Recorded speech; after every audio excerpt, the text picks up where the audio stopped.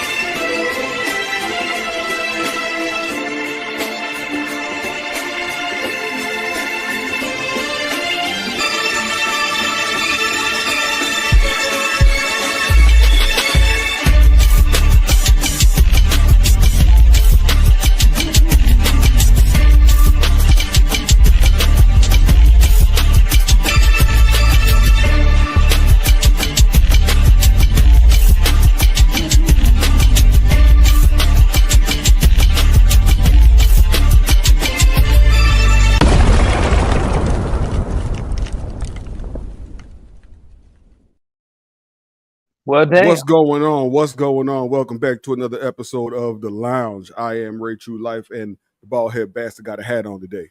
What's going on, man? Fuck you very much. Starting out, coming in the show, just coming in hot. Fuck you very much. I am the bald head bastard. Yeah, Chevalier. well, whatever. Welcome to the lounge, everybody. Man, I'm doing good, man. Getting used to these long days in this new role I told you about. You know, definitely I see. definitely something for mental health Monday or mental Yeah, health month. man. Yeah. Yeah, man. You definitely gotta make sure that you take care of your mental health, especially this month, which is Men's Mental Health Month. But we got to kick this thing off. Yeah, but you know, like the way I said that. Yeah, I mean, you sound like an old person. Well, I mean, I'm sitting next to the old person, so Yeah, I might be the old person, but I think we finally realized that I'm cooler than you because there's no way that I would ever say, I can't even say it right. It doesn't match. It it don't doesn't matter. match. It sounded like you sound like a grandpa, regardless of what you say. So let's go on and get this toast out the way.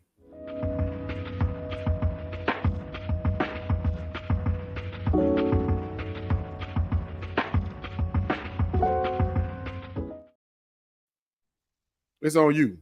Yeah, I remember. All right, here's to Mental Health Month. Here's to everybody that joins us. Here's to another great conversation. Cheers to everybody. To y'all. Cheers. Mm, Oh, that's pretty yeah. good. That's pretty What good you right like there. that? What is it called? That double A? Double A, some kind of Texas, straight Texas whiskey. It's pretty good. It's pretty good. You Yeah, they got your don't pay. Instagram up? Nope. But it can be up in now. Open You it know, up. I tell you what, I'm a little behind because I was really excited about that new intro that you just made, bro. Well, you saw it. Yeah, I Yeah, thought you say was of walking course. around behind the chairs and all. I Are was. we moving on Instagram? Yeah, we on. Okay. Okay. We Good. on. Yeah. Good. Yeah, brother Oscuro, Bruno Lyons is in the building. Welcome, y'all. Yo, when Ray always got his other phone, when they always wave at him anyway, like he's a regular guest in the comments. Because I do it you have an issue. Mm-hmm. Cigar Lover Brothers Apparel. Obscuro, what's going on? Cigar Lover What's Apparel, going what's on, going man? on? Appreciate y'all joining us. So, man, I'm smoking this Definition Chairman, and I enjoy it. So I think we'll make that the smoke of the week. Yeah.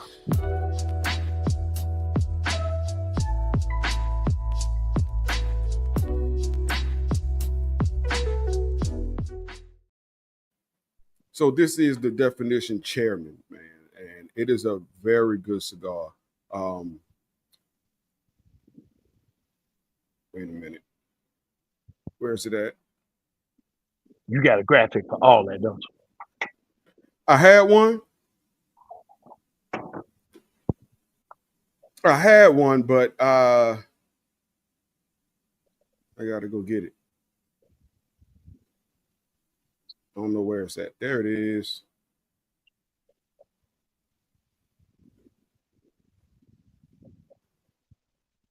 Boom. Boom. Boom. Boom. Oh wait, I lost it. Boom. Bango. Bongo. Boom. This is the definition chairman. This is the smoke of the week this week. It is a 6.5 by 54 Nicaraguan puro. It is very good, very smooth. I don't like to use that word, but smooth. Very, very subtle pepper notes. Of course, leather. Of course, I'm getting toast. So it's a very good cigar. If you haven't had the Chairman by Definition Cigars, go ahead and pick one up. That's supposed to be our smoke of the week. That's our smoke of the week. But because I am always doing my own thing, because I'm the old bastard on the show, You I are decided definitely the old bastard on the show who I am does the old bastard on the something show. different and wrong. I do something different and wrong all the time. So I too am smoking Definition, but I am smoking the Gin 413. And the interesting thing about this cigar, man, it's a collaboration between Definition and Luciano Cigars. Um, right now, I'm still a 919 guy. I smoked their 919 Habano, but this 413, man, I had an opportunity to try it at PCA. It's a new release. This one, is the wrapper's hybrid Ecuadorian broadleaf, the binder San Andreas. The fillers, it's got a blend, Amatempe, Condega, Pueblo Wait a minute. We Nuevo. got go back. Go back. Man, I Go can't back. pronounce that word. Amatepe. I've been trying. Amatepe, We not Amatepe. look. Yeah, We spent a whole show trying to get Cody to say what was the word? you can't even say I don't even remember. But we gonna vulnerability, make sure vulnerability, vulnerability. We vulnerability. spent the whole trying to get Cody to say that. We're not finna let you sit up here and mess up Amatepe, and you're supposed to be a cigar smoker. I am a cigar smoker, but some words I just can't say. Amatepe, Condega, Pueblo Nuevo. And this last one, Eugenio Chicangre. Fraser said, "Ask you how is it?" Chicangre. Man, it's great. It's great. It's a medium to full smoke, is what it seems like, man. This was a 5.5 by 54 Super Robusto. Um, I get a little leather from this, a medium pepper. A medium pepper. It smokes like a medium, but every definition that I've ever smoked, and I've smoked one of these before, when I get to that last third, it just blows me out the water, man. So I'm interested to see how this one is gonna be. I didn't finish it the last time I smoked it at PCA, but Brothers Oscuro it's say you very chopped and delightful. So screwed that word. yeah, I did, man. And the last one, Omo, omo, Chicago. omo, omo, omo. I'm a tip it. I can't say that. But yeah, man, it's a great cigar. But again, I messed it up when I didn't get Of the course chair. you did. But we know you can't read. Bruno Lyons said he got the pig going right now. Right on. That's what's going He on, got man. You got anything you he, want to get off your chest? man. Actually, no. Actually, today, What? man. Actually, today was a really cool day for me, man. It was a day of discovery, man. I this ain't nothing to get off my chest, so we'll talk about last night a little later in the show. But I don't have nothing to get off my chest today, bro. I feel good. That's good. That's good. That's good. Uh, I do. Get it off your chest. So if you're a mechanic and you're Oh working shit. on somebody's car, shouldn't you reach out to the person whose car you working on and give them an update every so often if you've had Mm, the car for 6 months working on it? yeah. Why You every mean time I 6 almost call, 7? every time I call to get an update on the car, you're busy, you're not in the shop, you can't. You tell me you're gonna call me back and you never do. So I'm sitting here waiting. Now, if I pull up on you, Now I was just about to say that's pull up game right there. yeah, if I pull up on you, you're gonna be a little upset. You know what I'm saying? Yeah. Then you're gonna be sitting there talking in circles, trying to figure out something to say. Oh man, well, It ain't gonna be all man. no. Mr. Watson, because they don't never put the T. Mr. Watson. They don't never say the T. Man, Mr. Watson, man, Mr. Watson. They can see a T and everything but Watson. Then they're You gonna know be, what? You're right. trying to get you to understand. I've dealt with that quite a bit. Or they call me something else. Brother Skiro say 6 months he could have built a new car. You right about that? He could have built 2 cars. Not a Ford. He could have built 2 cars in 6 months. Well, that's probably the problem. What's the acronym for it, man? Do you know the acronym? Found for on the road dead.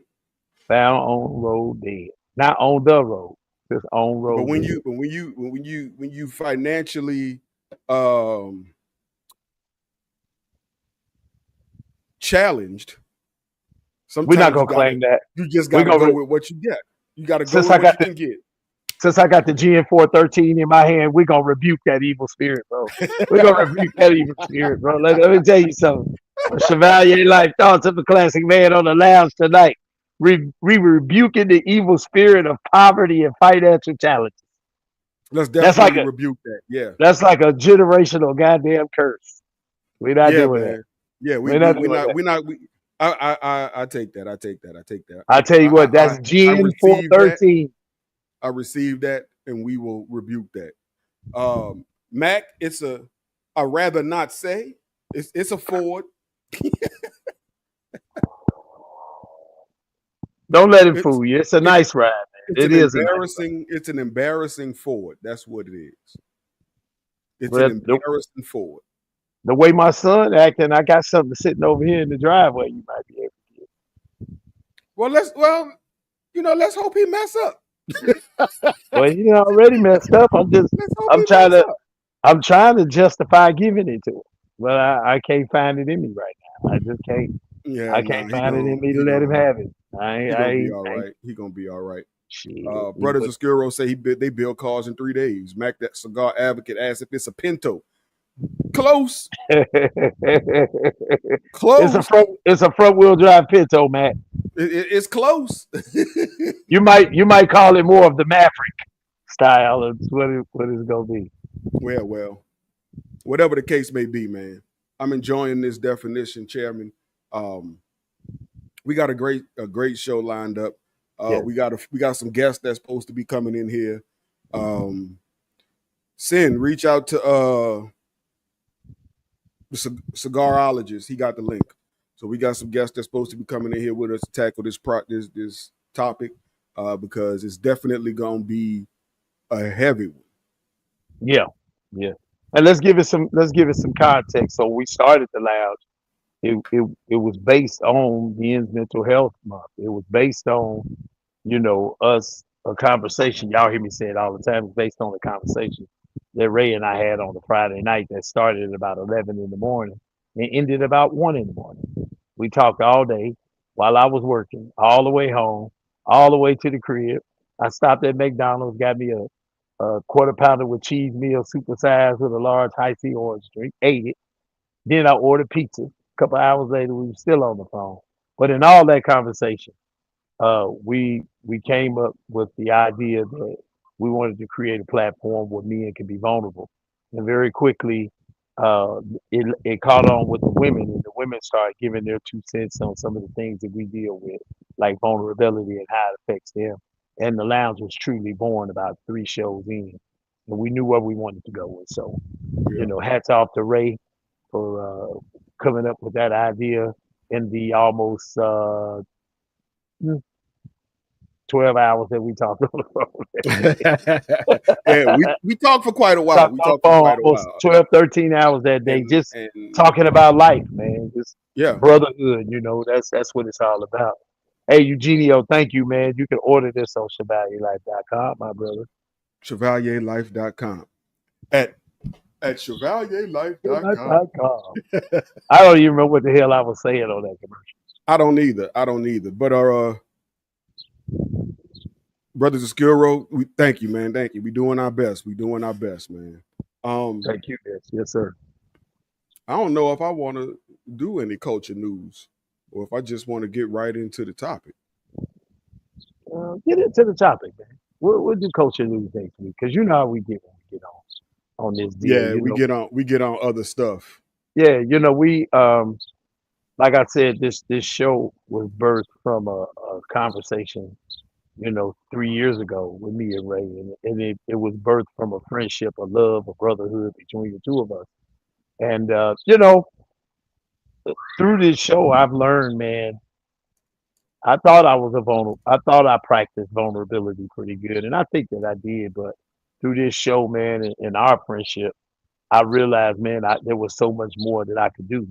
And you and I began to share our experiences on the show, our individual experiences in life. And we've learned a lot about each other over these 3 years, man. And I love you for that, brother. I think that the cool thing about the lounge and what we're doing here, especially during Men's History Month, is that we're not only creating a safe space, man, but we're learning how to communicate as men, man, and be okay with that. Yeah. We don't tell each other that we support each other enough. We don't tell each other that we love each other. We don't tell each other that we got your back no matter what. We always leave things to be understood. And as we've learned over the years, leaving things to be understood, man, is probably one of the biggest problems that we have as men today. Not taking that extra step, because you never know what lies behind the eyes and the smile. I talked about it on the Thoughts of a Classic Man today. Sometimes you have to go and take that extra step, man, because you never know when your brother's struggling. And pride, ego, you know, sometimes keeps us from, expressing the things that we really need to uh, to express. And it's mostly fear. All of that, man, anger, all of those things are rooted in fear. And we have to learn how to unpack those things and break them down in a positive way to be supportive of each other, man. So we all grow. And we've done that, Ray. You and I have Yeah, done we that. have. Yeah, we We've done have. that together in our relationship. I don't call it a friendship. I call it a brotherhood.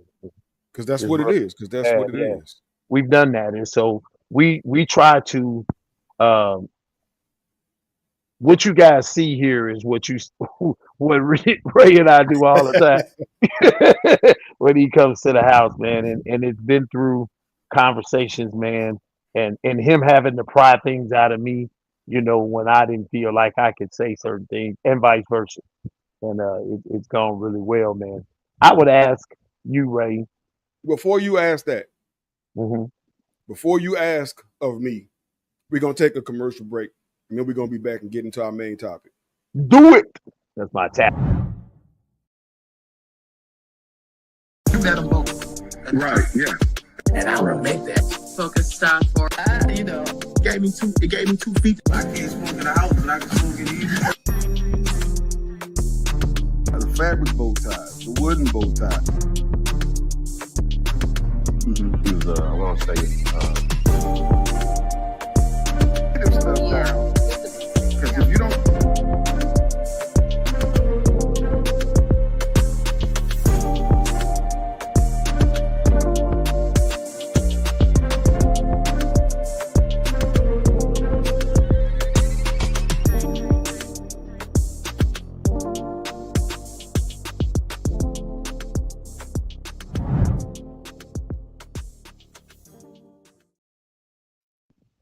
All right, why are you so close to the camera?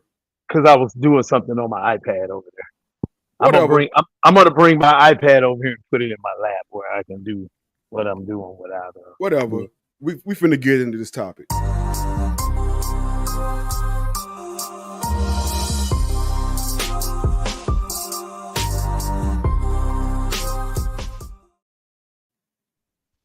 So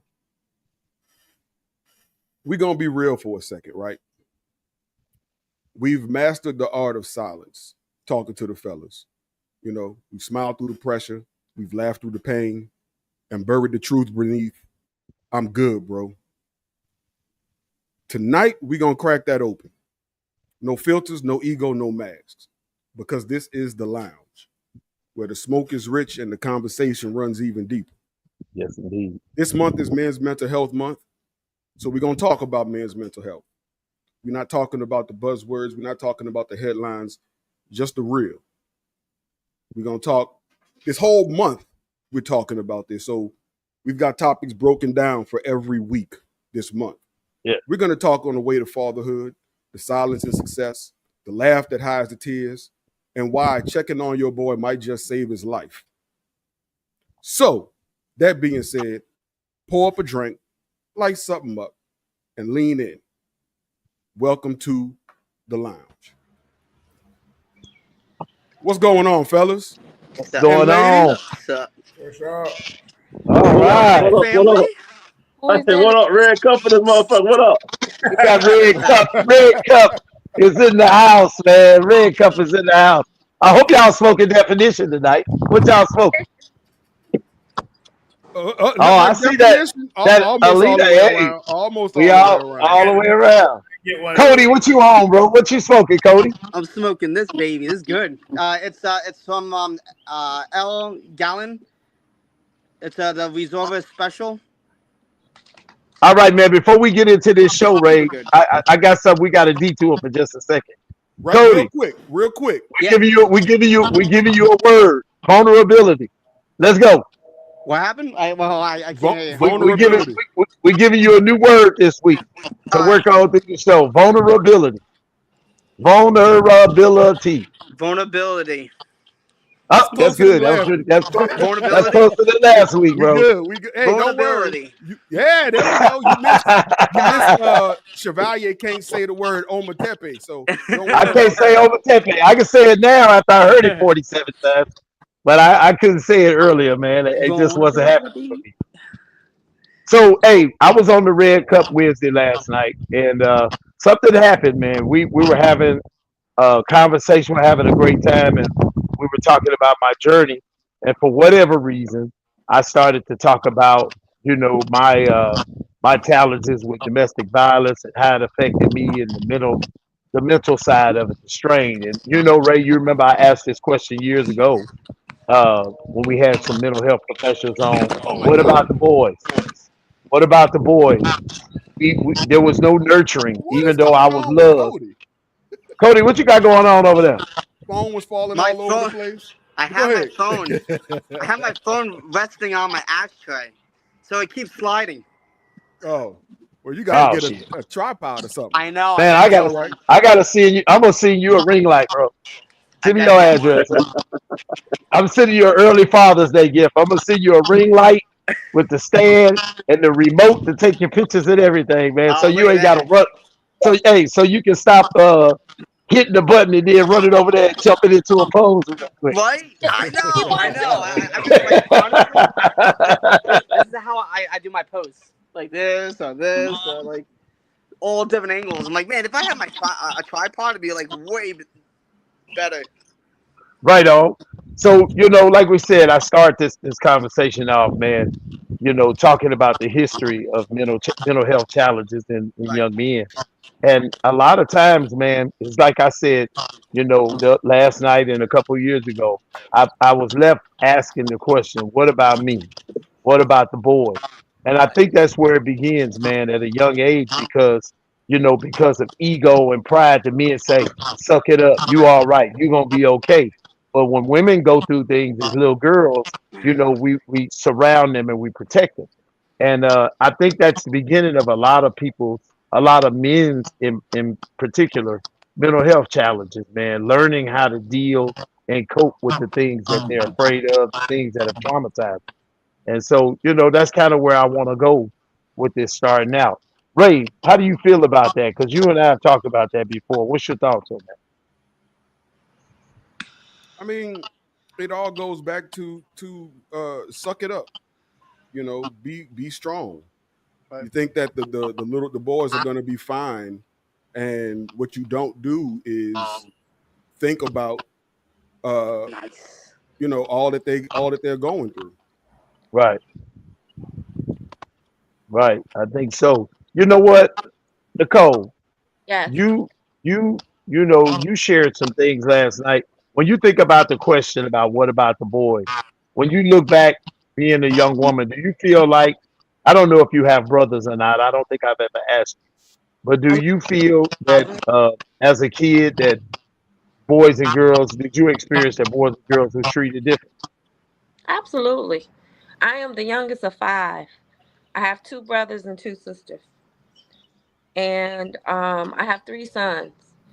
And even within them being in school, everything the girls did were fine, but it was never asked from the young men, what did they do to get this reaction out of you? They're just always the accuser, the aggressor, especially black men.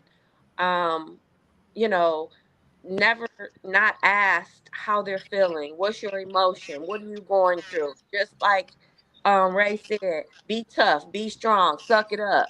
You know, and my brothers, it's funny you asked that because, you know, they always tend to me and say, you're the baby, but you're the oldest, you're the strongest. And sometimes I found myself carrying them because my brothers would take the heat for everything, for the sisters and, just all the dirt. So growing up, no, I didn't see that, I didn't see the compassion and the let's hear your side and, the empathy for men. I didn't. Wow. Wow, you brothers, man, cigarologists, man. Did you have any experiences with that as a young man? Was there something that helped you or hindered you, or how are you on when it relates to that? Say vulnerability. Was there something that you remember as a young man, man, that could have happened differently for you that may have made you see things a little different in your life at a young age?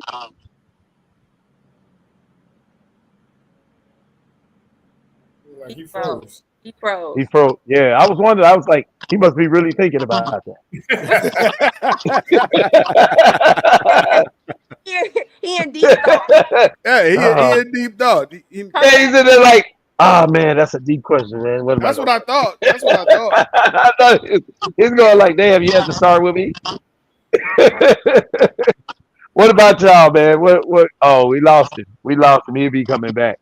But bro, tell me what you thought about it, man. What was your thoughts on that? Telling me, Yeah, yeah. well, me growing up, like Nicole, I'm the youngest of five, and my sister's the oldest, so it's like she was not in the house with us, So with all the boys, we all had different things going on. But out of all of my brothers and me, I'm the one that that would take things and when I've been told to suck it up, and just keep Mhm. going. I was the one that'd be like, you know what?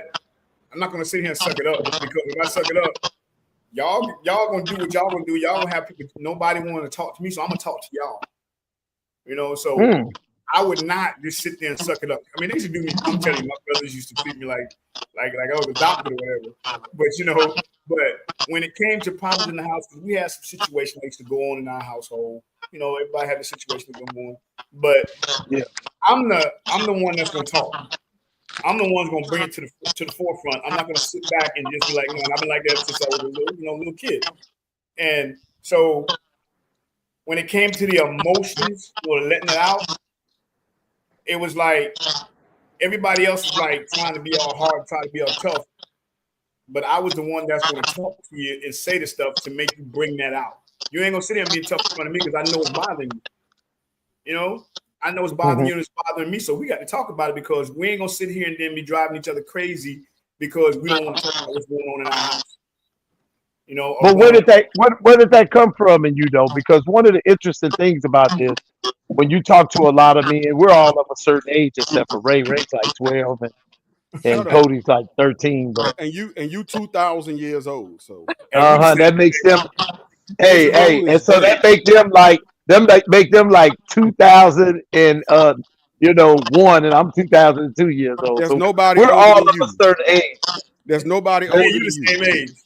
Yeah, yeah, I know. And so, a lot of times when I tell Ray that he's 12, he gets in his feelings a little bit. But Ray, I want you to know that I'm saying this out of love because I know that affects you. Nah, how about that? Muted. So anyway. So anyway, we got some comments, man. No, what I was asking was, man, where did that come from in you at such a It young don't matter age? what you was asking. Shut up, girl. You, Was it a role model in your life that to be honest with you, helps you to be that way? to be honest with you, it was my mother's mother, my grandmother on my mother's side, because she was such a, she was such an aggressive woman, but she also had the part to tell you, don't hold stuff in, because if you hold stuff in, it's going to mess with you mentally. She used to talk to us like that. But I was the only one that really took that in. Like, yeah, I'm not going to let anyone drive me crazy. If stuff bothers me, I'm going to let it out. If stuff, if I feel emotional, something emotional, inside of me, I'm going to let it out. She was like, that ain't gonna make you less of a man. That's just showing that you know how to handle stuff and you know how to get your stuff out instead of letting it bother you and cause you problems. So that's what I got from as a young man. So that's that positive reinforcement that we need as young men. Go ahead, Ray. Well, no, I was just gonna say that's it seems like that all goes hand in hand with being a man and not showing emotion, because showing emotions is not masculine, and also, we hold things in and we don't talk about things, like you said, and what that is, that's really gonna mess with you. So, like, one of the things I wanna ask everybody on the panel is, why don't men talk until it's too late? Because I feel they don't want to like boss. That's simple point fact that I believe. A lot of guys afraid to talk because they're afraid of looking like a punk in front of their friends. So it's fear. I would say to that, if you're scared to talk to your friends, if you're scared to open up to your friends, then they're not your friends. Right. They're not really your friends, because, I mean, who else are you going to talk to if you don't talk to the people that you call friend? Right. Yep. Yeah, that's real talk, man. That's real talk. And I think you need to have friends that y'all are like, to me, try to be like, y'all should have like minds, because it's like I got a group I hang out with. We go do stick talk Wednesday. We shoot pool and smoke cigars, right? And we sit around, even though we shoot pool, we ask each other about their day, about what went on, about things that's going on in each other's lives, so we can talk about it. And those are the type of people you need to be around. Like you were saying, if you can't have those type of friends, then they ain't your friends. Yeah, you in essence are alone, man, if you don't have people that you can open up to. And I think, that's where the stress really comes in. It causes us a lot of physical stress because we're so busy holding things in, man, and then it's at a certain point we're gonna blow up and it's gonna come out. And I'm always going back to the thing of how do we change it, as fathers or as role models if we're not fathers. What do we do different? With the young men in our lives, man. What's y'all thoughts on that? We encourage them, encourage our kids to be open about their feelings. Mm-hmm. I like That's that. true. I talk to my kids. I let them know, don't, because if you hold all that anger in when you with whoever you're with in a relationship, all that anger is going to come out on them. Y'all get into an argument, you'll bring it out on that female that you're with. And I have two of my boys are married, and I told them, I was like, look, don't bottle any type of emotions in, because if you do, the minute y'all get in an argument, boom, it's going to come out on her and it's going to cause problems. So just don't hold your emotions in, let it out. And they'll call me and talk to me, because I tell them I'm always there. You can come and call and talk to me. You can talk to me about any and everything, and they do. Yeah, I definitely can attest to that. When you hold things in and you've been holding it in for years, it manifests as anger a lot easier than it manifests as, let me talk to somebody about it. Yeah. Yeah, we've been conditioned in my generation, and Yule's about a half a step behind me. Which is true. Yule is I mean, Yule is Yule is very far behind you, sir. You don't know how old he is. Oh, I do. he knows how. I'll give you an You know how example old he from. tell you he is, not how old he really is. I'll give you an example. My oldest sister just had her 81st birthday, Wow. Wow. Wow. and I was Good for talking to Wow. her. her on, wishing her a happy birthday on the phone. And I said to her at one point, I said, I don't know if I've said this to you recently, but I love you. And she came back and she said, thank you. I love you too. And she says, but you know how our father was. And things like that were never said around our household growing up. Wow. And, I was going to that in a ask you that, Matt. nutshell is we've all been, conditioned to suck it up. My dad's expression was tape an aspirin to it and get on out there. Yeah. We got a special guest getting ready to come in.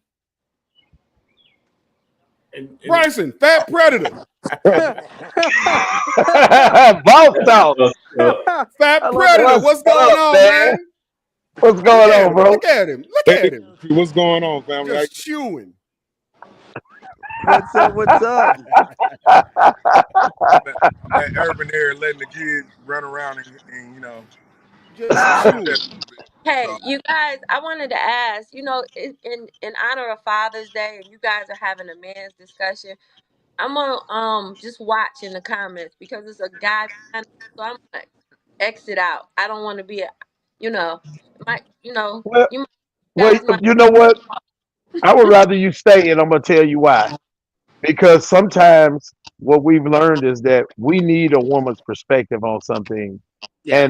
and it's really important because a lot of us, even when we talk about our relationships with our wives, significant others, whatever you want to call them, Mhm. there's a lot of times we have fears of communicating because we feel like women are using it against us in the argument. So you Yeah. might be able to speak to that at least before you go. Speak to that. Why is that?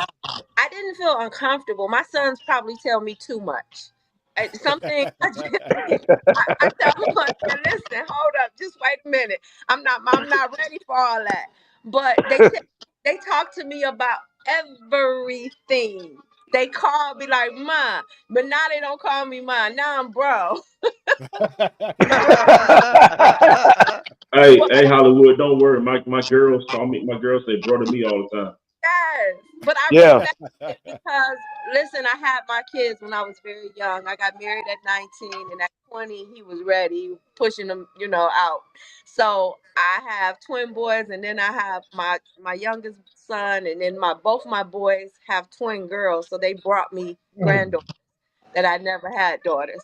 But my sons, they talk about any and everything and graphically, and and in this day and age, this generation is it's different. Um, It you know, definitely is. they want to be exploratory when I say, too much exploitation. I just can't take all that. But what was your question? Back to your question. I guess for me, I want to know how do you, as a woman, when you deal with a man, you know, a lot of us feel like women we have to hold things in and seem strong because we don't want our woman to use it against us later. And it's more of a fear. It's not a control mechanism. It's like a fear that if we come out and tell women something, and I've heard men say this, and you guys chime in where you want to, but I've heard men say, I didn't even say nothing because I don't want to have to hear about it again, you know.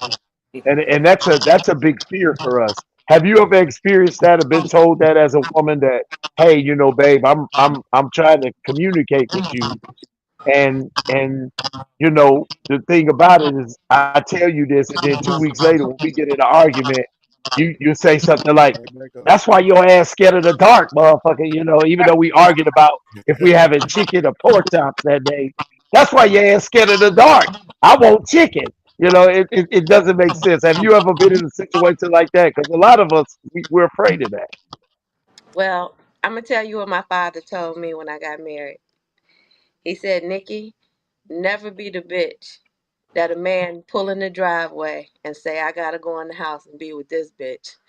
So I conform myself to be able to be a joy, be his peace. I learned that at a young age.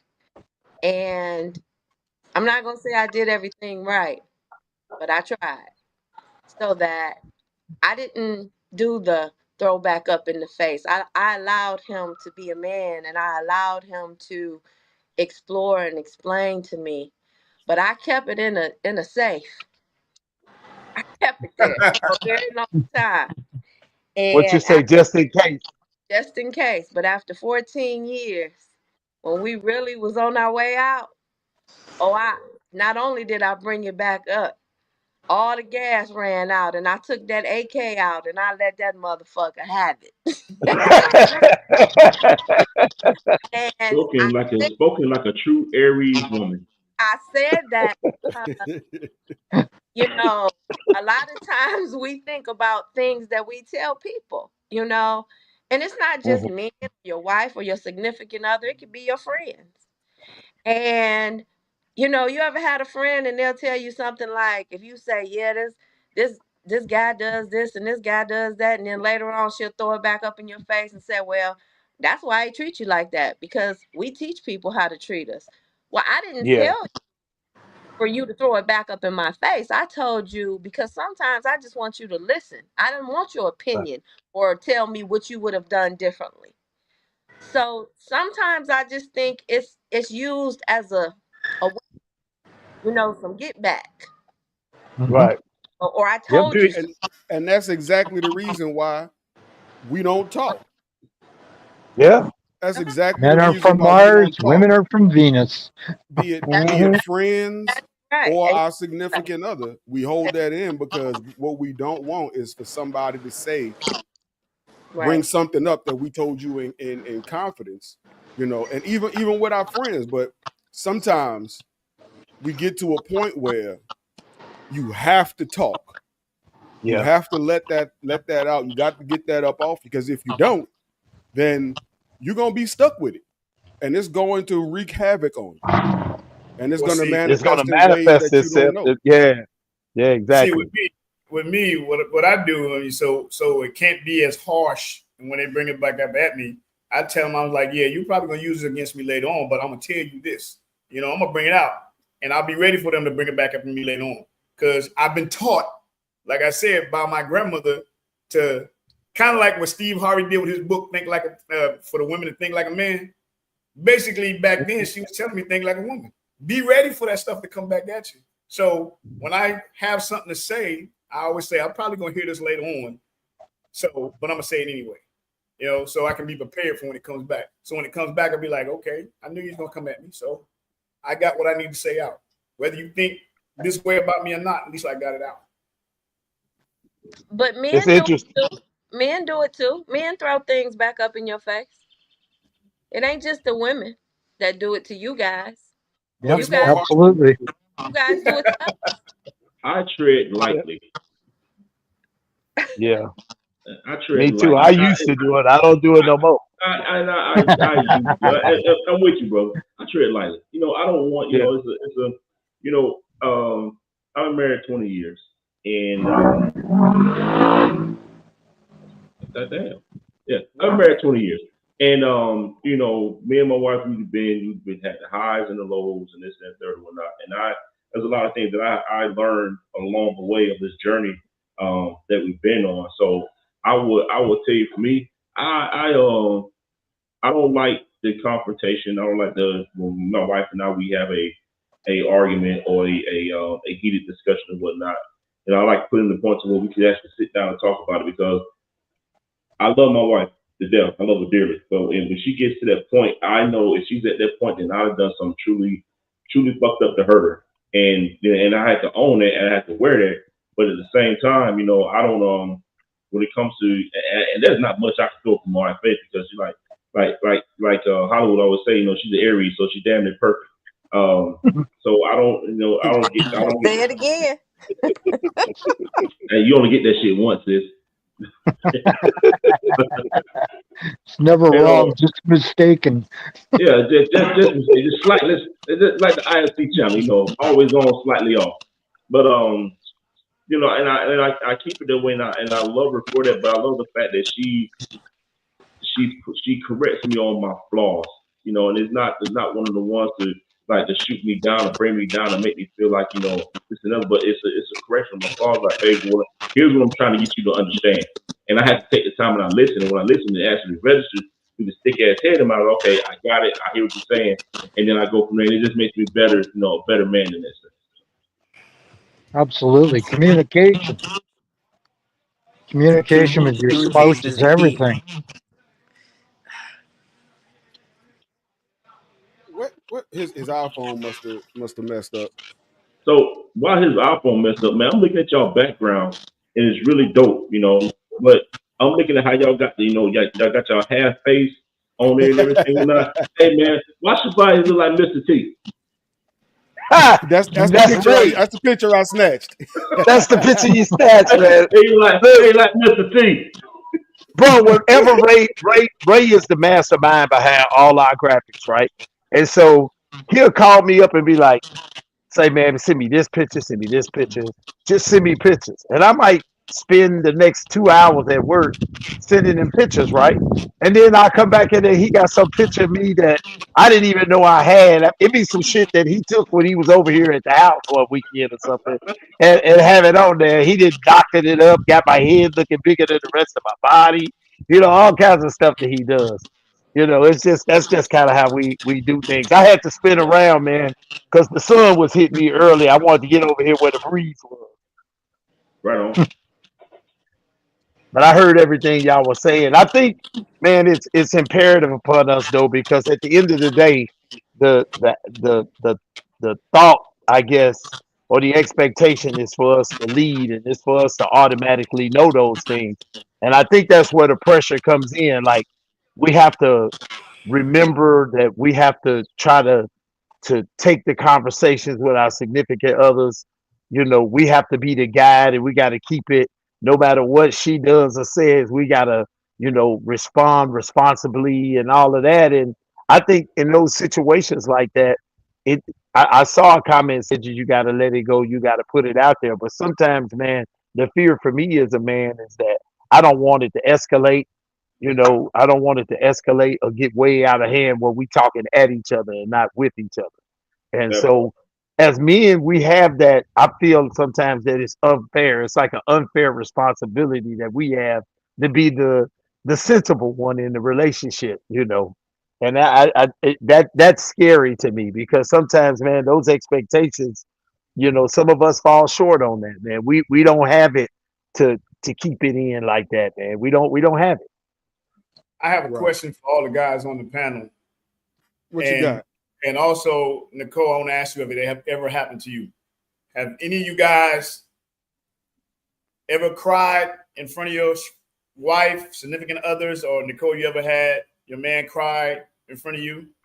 And when I mean, I not cry because I'm talking about cry because, y'all in a discussion or argument, you bringing out your true feelings and y'all talking about something that's meaningful and you cry in front of him. Have you ever done that? Of course. Yes. Yeah, yeah, yeah. And it And was for me. It was just because, man, it hurt me. It hurt me, and I didn't know what to. You know, I feel like sometimes, man. Again, when you're dealing with the fact that you got to be strong, man. I think sometimes shit just comes out. And for me, it came out one time where I just broke down completely. Like, I just couldn't take it no more because I felt like no matter how I came, that I wasn't being heard. You know what I'm saying? Like, you no matter how you come. So if she go this way, even though you don't feel this way, you go this way with her to try to get her to understand where you at. Soon as you think you making headway, then she run back to the left like, motherfucker, you ain't gonna catch me. I'm like, wait a minute, I'm trying to express to you. I'm not trying to fight you. I'm not trying to disagree. I'm trying to express to you what I'm feeling. I need you to acknowledge that.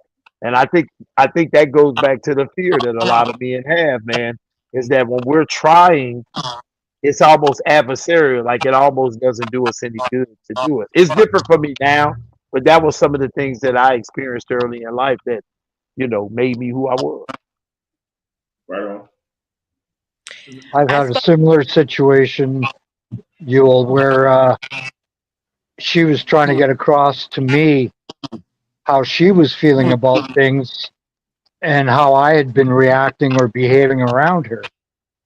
And when she brought them to light, it was horrifying that the most important person in your life, in your world, how you'd somewhat disrespected them. And I mean, it almost made me literally sick to my stomach that I had made her feel that way. And yeah, the tears rolled. The reason why I asked that question, because growing up, I've never seen my dad cry in front of my mom. And I never heard my mom say my dad cried in front of her. Wow. So and like you said, a lot of men are afraid to cry in front of their lady, because they think the woman's gonna think of being soft or whatever. So that's why a lot of men don't do it. But I've never seen my brothers or anybody cry in front of their wives or anything like that. So that's why I asked the question. It's a learned behavior for sure. I've only cried in front of my wife twice. Time too. Twice. Is that Choppa? No, that's my neighbor's dog back there. She got like 15 dogs. I've only cried in front of her twice. I don't cry often, so it's not as me trying not to cry. I just really don't. I mean, the two times my dad, we was watching this show Treme, and when Great show, the dad died, it was almost like they took it from my life the moment when my dad died. The son played the trumpet, I played the trumpet. The dad died in the room. The mom came out and woke him up while he was sleeping, told him it's like it mirrored my life. So I cried then. And the second time was when my dog died. I was Viola Davis crying when my dog died. So Viola Davis, ugly crying. Oh, I was ugly. That's ugly cry. Snot rolling and everything. I'm not saying she ugly. I'm saying she cried ugly. Dog name wasn't Brandy, was it? Huh? I caught that. He said the dog wasn't named Brandy, was it? Old Yeller. I gotta do something real quick. Damon's starting up. He I said see I him. don't cry often because my soul is dead. I tell you what might make me cry.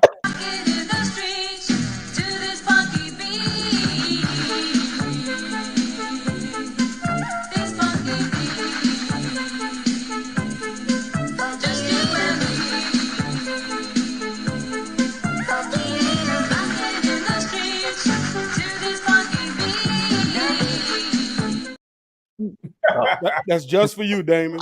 David, figure out what that red thing was? What is that red thing on your crotch, David? Put it in the comments. Dude, the butt plug goes in the other end.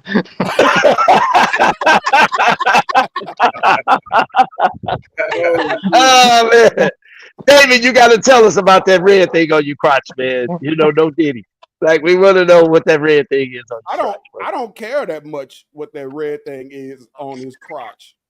But it wasn't Christmas. It wasn't a Christmas video or nothing. I'm trying to figure out what he was doing. I don't care. You care. I don't know why. I care because it wasn't a Christmas video. Like, what made him want to do that? That might be some. That might be some of that Damon light skin stuff he got going on. Yeah, he had the white shoes on like he did at Charlotte Star Week too a couple years ago. You remember the white shoes? He said he leaving. Oh, David, we love you, bro. We know we love you, but we got plenty videos of you for your thing, man, because that's what we do. That's what we do. But hey, man, back to it though, man. What would you guys say was the most traumatic experience for you that may have shape the way you communicate. Anybody want to share that? Uh, Well, with me, I mean, because go I ahead. had my oldest son, him getting killed changed my whole perspective of holding things in. It made me open up more about a lot of stuff for my younger kids and then my nephews and all who looked up to me. And also, like I told y'all last night, I had prostate cancer, and that helped me open up, and change the way I communicate with people and talking to them about that type of stuff. So that those two things helped me open up to be a different person and being able to talk about any and everything to anybody.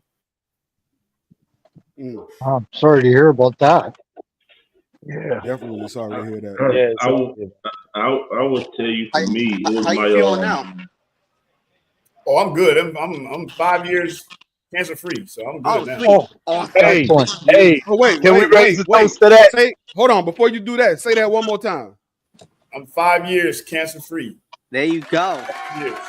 I wish I had a bell. Appreciate it. Let's Hey, yeah, raise a let's get toast that to that, toast. man. Toast Cheers to to that, baby. man. Cheers. I That ain't made my drinking night. tonight. I ain't drinking tonight, so I'll put my What cigar kind of up. shit is that? You can Just toast We with a take cigarette. cigar cigar. toast. We take cigar We toast. take cigar toast, man. We do. Cigarologist, what you were saying? What did it for me, man, was my baby girl. Um, I started doing a whole lot dealing with cigars and this and another whatnot. And my attention and my focus was I was in the cigar lounge. I mean, like damn near every day. And she had a hard conversation with me to tell me how, Dad, you're not at home, you're always gone, you and I admit it, you make promises, you say you're gonna do this, and you don't do it. If you don't, and it's almost like you let us down every time you say you're gonna do something. Like planning trips or doing this. But she said, but anytime it's something that you need to do or want to do that's cigar related, you make time for it. And it's almost like you put it to the side. You don't make time for us. And that coming from my baby girl, that really it crushed me. I mean, it crushed me, and it made me put me in a position where I had to take a step back and I had to look at the man in the mirror, and I asked myself then, I said, am I failing as a father? Am I failing as a husband because I'm putting this in the forefront? So it brought a lot to reality, and it changed me. So between my wife and my baby girl, man, to be able to have that conversation with me, that hard conversation, like you don't make time for here, you always make time for this. That truly changed me. So I changed the way I talk. My daughter said I'm sassy. Dad, you being sassy again. Oh, you being snippy. Yeah, they call me sassy. You too You big to being be sassy. sassy. You being snippy. You being this and you doing that. And and coming from her, it's like, man, this is a young lady, my baby girl who always looked up to Dad as being a hero, and now she's having these conversations, these adult conversations, me saying, hey man, I need you, me, Dad, hey Dad, me talking to you, I need you to change. So I made that change, and it's just made everything better. These past couple of years has gotten better. I think before I speak, and everything. So my that little girl, she saved me because I think I was going down a path to where I got to the point where I was cared about what I was doing, and she saved me. My wife and my baby girl saved me. That's what's up, man. That's what's up, man. That's what's up. Mhm. I think for me, man, Can I go next? yeah, come on, go ahead, Cody. I haven't talked to him in a while. I know, come on. We know you like to talk. Come on. I know. Sometimes now. I say my number one is my kids. My kids saved my life especially my youngest one that had a heart condition. That I almost lost him probably a lot of times on the table. But he's doing good now and everything. But anyways, he is my real hero, straight out. I mean, he is the most warrior kid I have ever seen, ever witnessed. This kid have been through so much, and I've learned a lot from being a father, and learned a lot from him, and also my dog. Shout out to my my canine. My dog, my dog really saved me. She saved me from committed suicide. Not even once, twice. Um, so that was from PTSD from being a first responder and being bullied for so many years, and lose my grandfather. Top of that, and with my son and everything, I ended up drinking and drinking and drinking and drinking to almost passing out and not waking up. And my dog was a puppy at that time, and she was just. I had a training, but not like like how she is now. And she's the one that really saved me and went to find my sat down outside to wait for my father to arrive. And my dad found me passed out. Um, but yeah, I mean, if it wasn't for my dog, I wouldn't be here. And especially for my kids, I definitely wouldn't have been here. And especially even also everyone on Instagram, you all saved my life and made me be not just be a better father, but a better person and a warrior just to keep moving forward and keep going. And no matter what other people say, just God, I absolutely found God, and it took me a while to find God, and I found him. And man, I eating healthy, gym, just being with the family, being with my dog now 24/7, and I mean I can't say anything happier than that. You know what, Cody? I want to say this to you. And me and Ray have had many a conversation individually and collectively. There's nothing wrong. Some people would look at what you said and say a dog or this or that, but I think we find solace in the things that are dear to us. And sometimes it's not like what the world says it should be. Like me, music. Right, Music and now cigars is my saving grace for the to where I find peace. Thoughts of right. a Classic Man is where I find peace. Cigar Track of the Day is where I find peace. Yep, Sometimes, man, I get in my truck when I think I need to really talk and nobody hears me. I get in my truck. Ray can tell you this. I push the roof back. I might ride to Houston, man, and I might just put me some jazz on, bro, and just ride all the way down to Houston, man. Or I might get halfway and turn around and come back to Dallas. But yep. what I say that to say this, we all got a thing that we do. We all have something that we lean on and that gives us peace and solace. And the fact that you found that, and I know your journey. So does Ray. The fact that you found that, man, I say hats off to you for that because Thanks, man. you found your space where you're comfortable, and that's Right. okay, bro. That's okay. And honestly, like my comfortable space, I hate to say it, but it's like Instagram. I don't know what it is, but man, like every time I go on Instagram, I feel that like that's like my comfortable space. Like I know I'm safe. I know that there's so many people that I have so much support, and I couldn't ask so many of all you guys. And man, if it's just unbelievable the love I get, and Yep. I just every time I sleep and everything, I have sleeping problems. I take sleeping medications. I take my ADHD medications. I take my from my PTSD.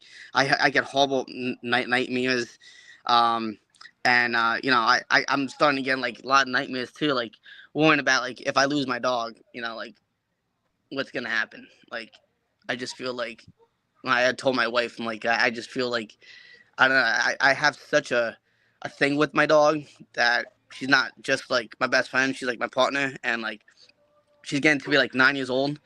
And like tomorrow, I have to like take her to the vet, and she has to. They have to go for a little quick surgery because she hurt herself today in training. So I've been like stressing about that, and like just like worrying about so much that like if I ever lost my dog, like anyone can have a dog, another dog, and it's just not. That's not the It point. ain't the Like my same. It ain't the same. no, and like Ray, you went through my that. wife's like, well, you could buy another dog and retrain it. It's not that. It's the feeling I have towards my dog. It's that special.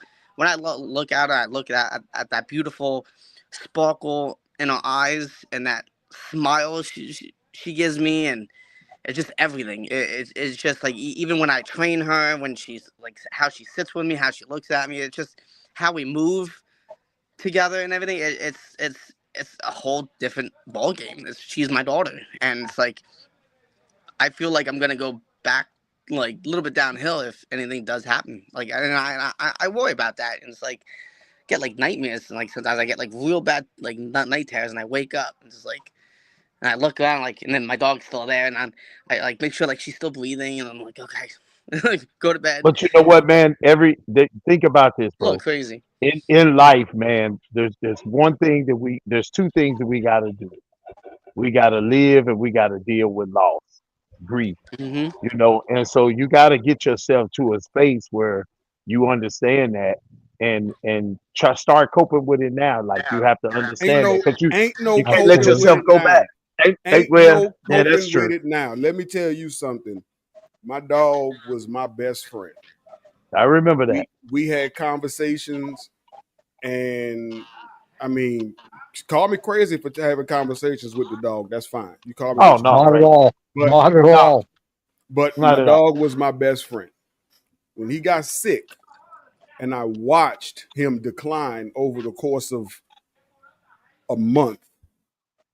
You know what I'm saying? Even having an entire month, it still doesn't prepare you for that moment when it's over, when you have to let go and leave the place where he is, and then you're there at the house. You pull up to the house from work, and you don't hear the barking anymore. Right. You know what I'm saying? Right. It's constant. You know what I'm saying? And eventually it gets easier. But it my dog been gone for 4 years, and it ain't no Yeah. better. It ain't. And I think You know what I'm saying? I think what it is that I'm afraid of. I think I'm afraid of so much of death because I lost so many good people in my life. Like I lost my best friend to suicide. I lost a lot of friends, and I lost a couple of my good friends on my fire department, and I just think that like in even being a first responder, seeing so much death that I have like a fear of death. Like I some reason I have a fear, and then like sometimes like I don't want to be too much bond with someone because I feel like something's gonna happen. So why would I be close with someone that I'm So gonna you lose know them? what you do, Cody? You know what you do, Cody? In order to not have a fear of death, you say you found God, right? So Right. all of those people that you know, you tell them about God, you tell them about Jesus. So that way, when they go, it's a little bit easier, you know. So you know where they're going. Don't be you can't be scared of death because it's gonna happen. We're all gonna die. Right. No, You know, absolutely. The one appointment that we'll never be late for. the one When the appointment we will time never be comes, late for. that one you never late for, man. And at the And end of the and day, it doesn't just get easy because for us, we're holding on to we want more time, right? We want more time with you. So the time that you have with somebody on this earth, you cherish that time with them. Right. Don't take it for granted. Tell people you love that you love them. Right. You And know, that's why like always my saying always like live life to the fullest extent because life is so damn short, and even like when you're a first responder, and you start understanding that life is so short, and it can be over in less than a minute, it can be yep. less over than 15, it can be over by 20, and that kind of helped me as being a first responder, like understanding about time and to relax, don't stress, just live your life just how it is and just be happy and be grateful what you've been given because in 1.7 seconds you can be in a car accident right now and you would be regretting every moment. yeah. Yeah. How's the Hey song man, go? Live each day like it's your last. Yeah. definitely, Yeah. man. Yeah. Hey, we're gonna take a quick commercial break. We'll be right back.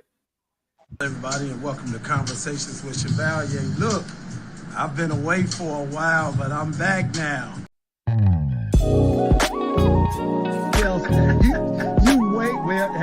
drink or two together in the past. So I see how you do it. And we do that on Conversation with Chevalier. I get it though, because you're a mom and a husband and all of the things that my father would, he would always throw barbecue. So I worked with him. I was his teacher. I know in the lounge you always group and you all over the place. What's your favorite music? And it was like, well, this is looking different. This is looking personal. Like, now for real, what about to tell you what's going on? Again, this has been Conversations with Chevalier. Thank you guys for joining us.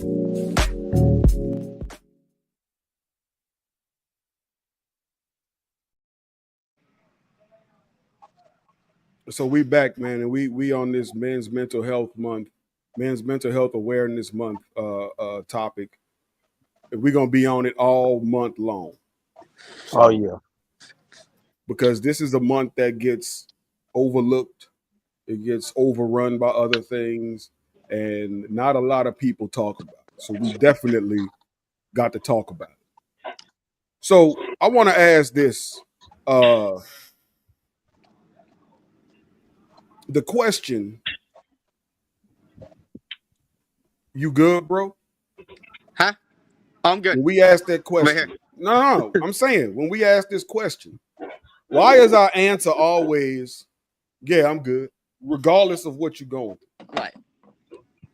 I feel because I feel a lot of people are afraid to let out their true emotions. A lot of guys are afraid to, in front of other guys, they're afraid to let out their true emotions because in our head we're thinking if I let my true emotions out in front of these dudes, they're gonna think I'm weak. So the response is, nah, man, I'm good. And we know something's going on with you. That's why we asking the question. But then we'll still say, nah, I'm good. Because we don't want to let it out. We don't want to show our vulnerability to other guys. Right. Like I feel like if I say something with two things, a lot of people now these days take what you say and then they make they use it against you, and if that's why I kind of don't speak too much. Like if I that's why I don't do a lot of lives on Instagram because it happened to me multiple thousand times and Chevalier knows that.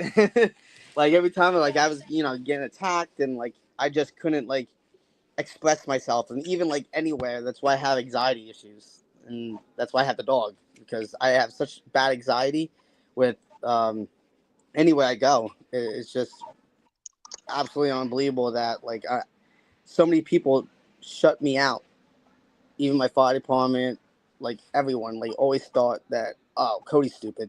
You know what, Cody, we don't want you talking. How about you shut up? You don't know how to speak or you don't this. So I just kind of stay quiet and I just say it is what it is. And I just kind of take all my traumatic stuff and I just kind of burn everything and I just leave it and then just kind of move forward and just kind of have my own path, and I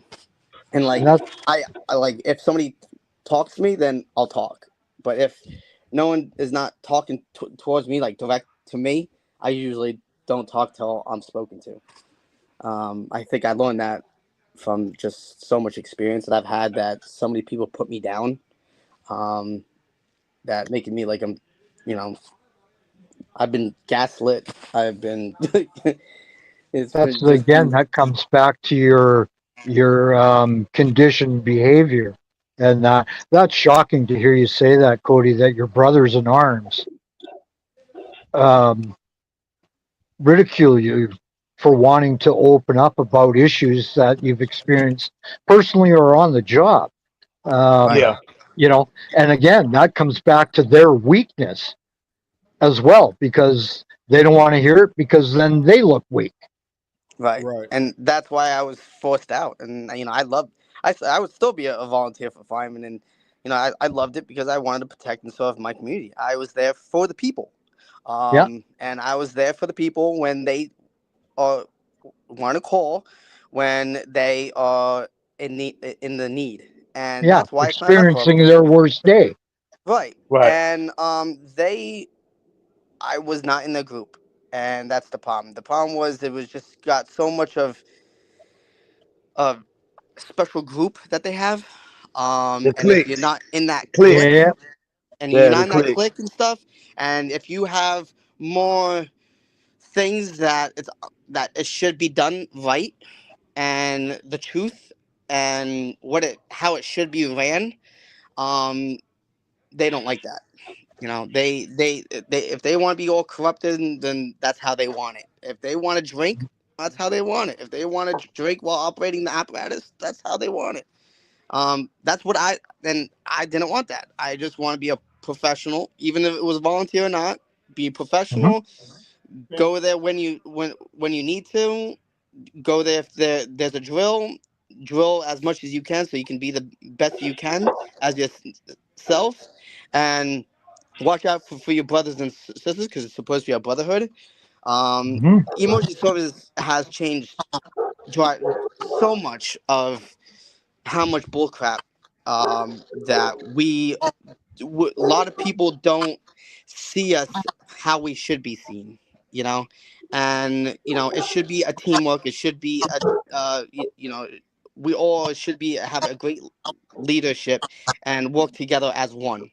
And I just think that there's so much other guys that are not humble and they just think their shit doesn't stink and they just do whatever they want to do. And sometimes it's bad things. It's like, hey man, this is not how you should be doing this. And if they know that you want it the right way, they'll make sure that they'll force you out much as they can. They can Yep. blacklist you. They can put things against you. They put so much things against me. It was ridiculous of how much they did.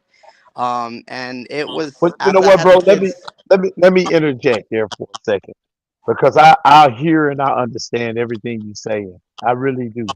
But when you think about, and I ask you to do this, think about your mental health with all the scenarios that you can bring up, bro.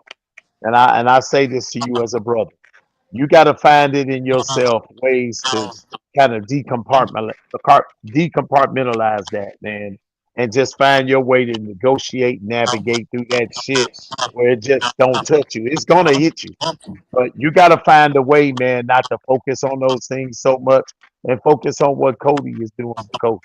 Because at the end of the day, you could talk for the next 2 hours about different scenarios, but Right, man, if you don't find a way for you to deal with that and find peace within yourself, man, that's gonna always be a struggle. And we you and I, you and Ray, we've all had those conversations, man. Those things can bring about anxiety for you. So you right, got to find ways to not focus on all the different things that they're doing. Let them do them. You just got to be the best version of yourself you can be and accept that, hey, if they don't accept you, I'm big about saying fuck a click. You know, I'm big about saying fuck a click. I do it right here in Dallas all the time. You know, right, I don't have a problem, even though I want people to like me, I don't have a problem being okay that they don't, right, because Yep. I realize that I'm an acquired taste. I ain't for everybody. You know what Right. I'm saying? And so Yep. when you Absolutely. think about those things, man, you gotta have that thing inside of you that says, hey, you know what? I just ain't for them.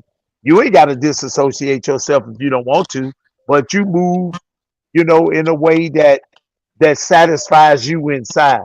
A lot of it, man, to be honest, you just got to be okay with saying, fuck these motherfuckers. Yep. yep, yep, You, Yep. you really Yep. do. Because if you don't, bro, every time you have a conversation, like we're doing here tonight, and I'm not right, saying this to get you to stop talking, but what I'm saying is every time you go into something like that and you go to talking about that, it affects you. It right. affects you. It reignites whatever anger or anxiety that you have. So you got to Yep. find what Brings you down. How yeah, how do you when you how do you do that? Like how do you oh, I'll show you. I can show you. I can show you because real quick. I'm such a nice Fuck guy. y'all. That's how I you tell do it. you, Fuck You know y'all. what I mean? Like Yeah. I'm such a nice guy. Like I'm like Cody, I'm a Yeah. nice guy but too. Cody, I don't see Cody. myself like, oh, fuck you. So if that's not you, Cody, what you need to do, you say you found God, right? Yes. What you need to do, you need to pray, you need to give it to him, and you need to let it go. Yes, sir. Pray, give Yep. it to him, and let him hold the pencil and continue writing, because you can't do anything to those people. You can't do nothing to them. Right. They're your gonna think what they control. want. They're gonna say what they want. They're gonna do what they want. They're gonna act how they want. That shouldn't have any effect on you. Right. I know that's easier said than done, but that's something that you have to work on. Right. Oh, 100%. Absolutely. That's something that you have to work on, because you trying to fight a battle that you can't fight. Not winnable. Right. Right. It's not, yeah, like you said, Mac, it's not, you can't win that battle. You can't Like win my against people forming cliques, and people gonna form them cliques regardless. right. Right. I always wanted, like, I'm always in a war of trying to save everyone. Like, I'm that type of person that I want to know. I want to do things that's what's right for the people and myself. And like, I would take myself and make sure that everyone is safe. Like that. That's the type of person I am. That's not your job.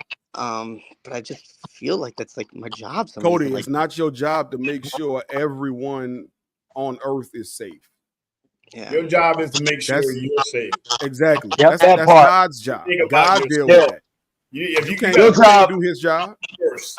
your job is to master the art of fuck you. That's your job. But I'm giving you homework.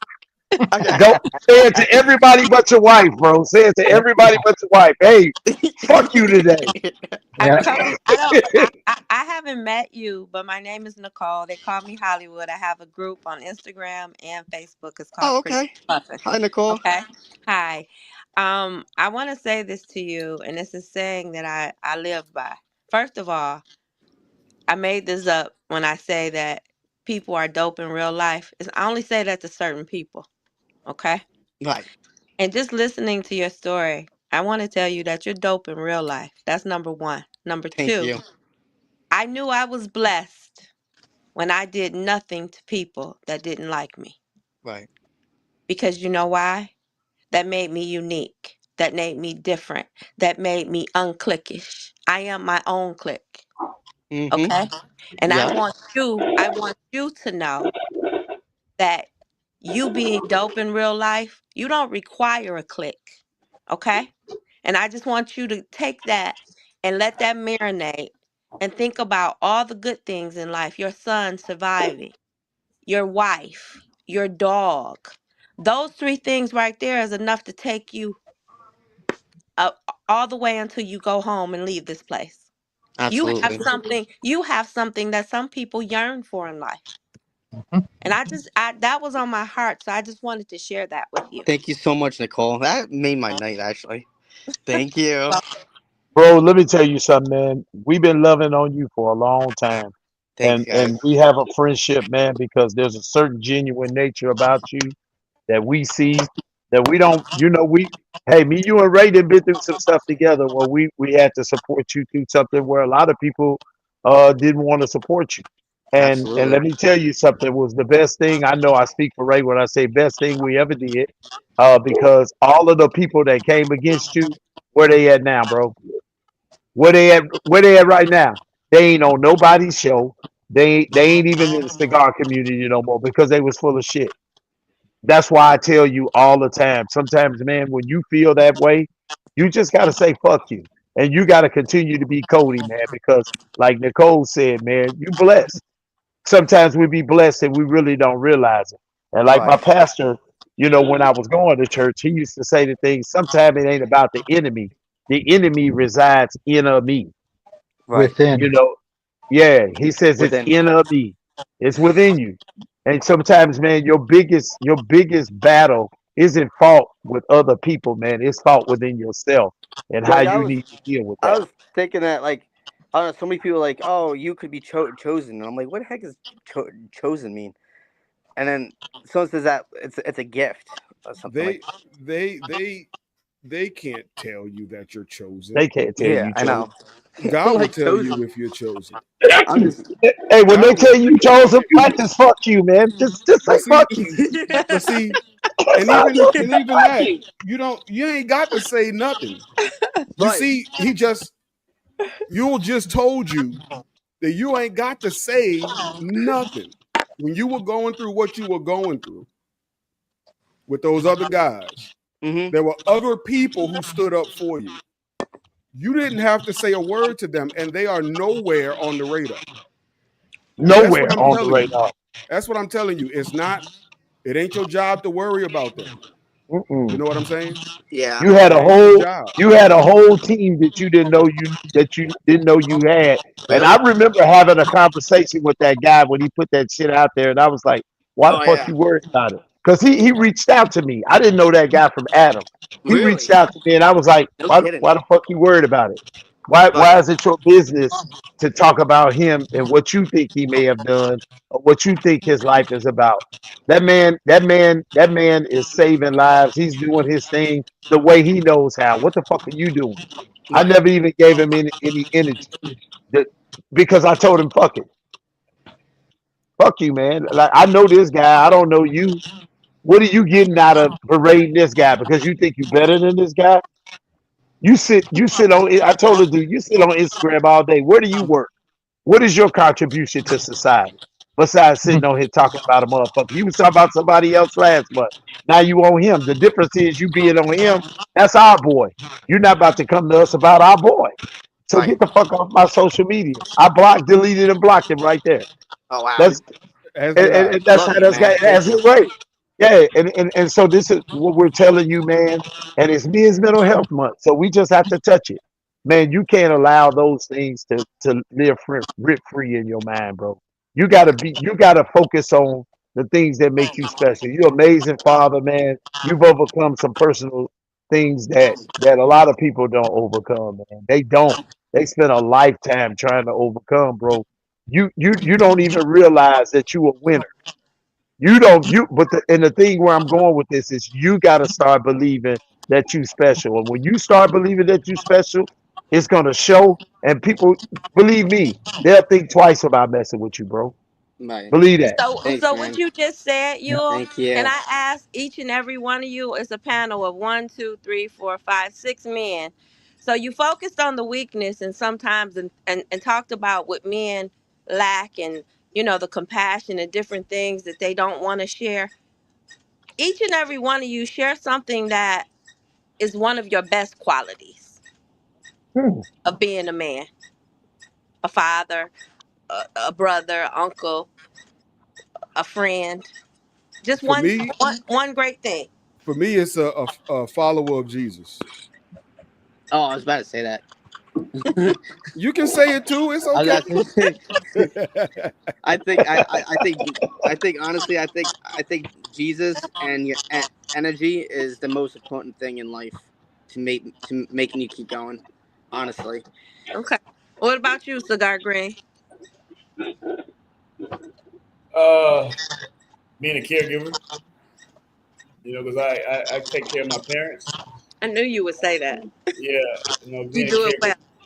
Yeah, so that's the thing I can say. What about you, cigarologist? Being your favorite Virgo.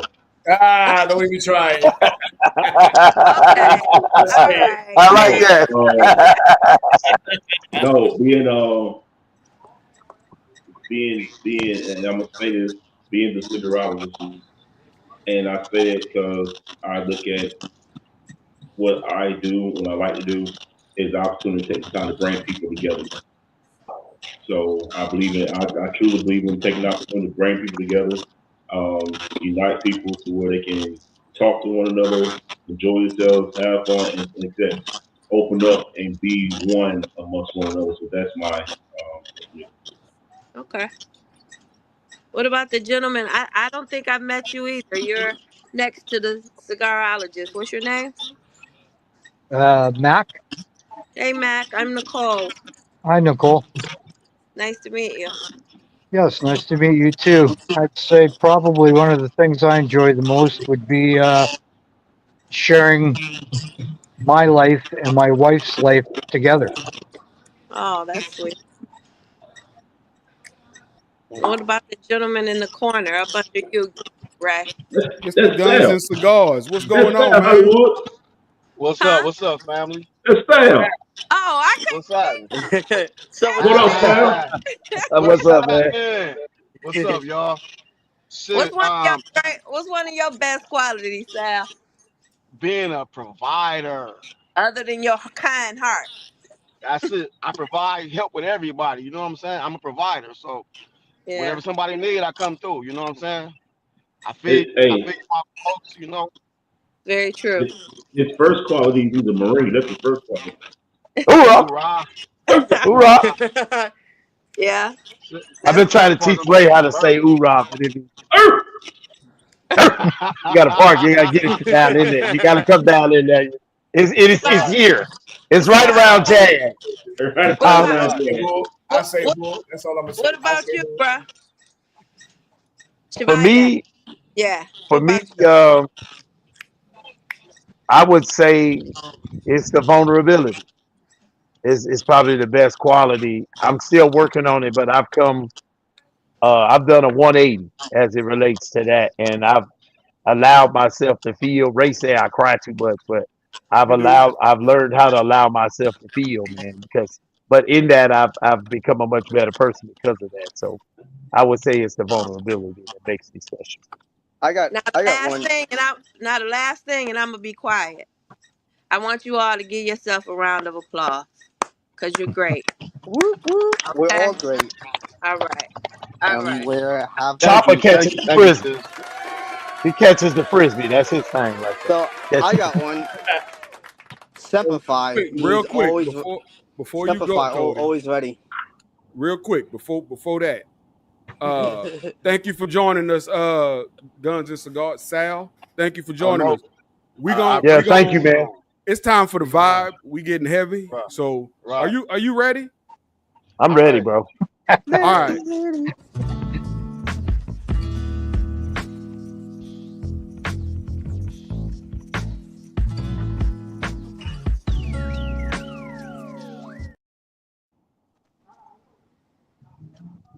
Can y'all hear that? Okay. No. Yeah, yeah. It'll come up in a second. But this song, I'm kind of thinking about the conversation that we having, right? Is me and mental health month. And so I went with a gospel song, a guy by the name of Jonathan McReynolds, because I think we got to lean on our spiritual side as men as we deal with the things we deal with. The song is called No Gray, and it talks about straddling the fence in life, man. It talks about leaning on God. So relight your cigars, pour your drink, and listen to Jonathan McReynolds, No Gray. We can Oh hear it yeah, I now. like that. I like Ooh, I that. like that one.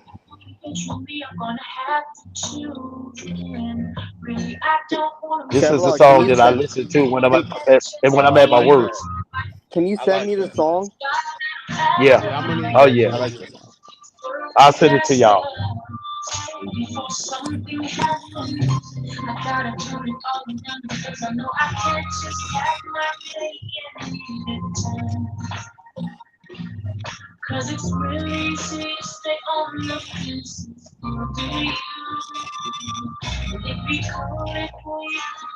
We gotta talk over it a little bit because Oh yeah. YouTube gonna Yeah, they'll deal with kick it. us off Instagram.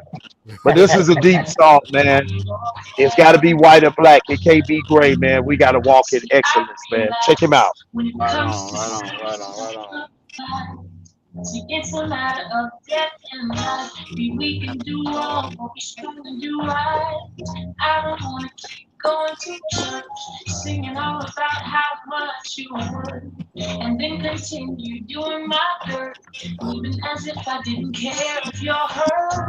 Listen to him now.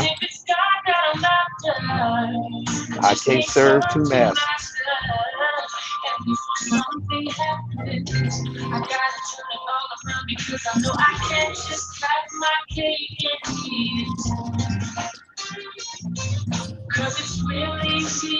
The thing that gets me about this song, this is a young guy singing this Bro, song. you know, Sound that hell good. no. Yeah, not too loud, not too loud, not too loud.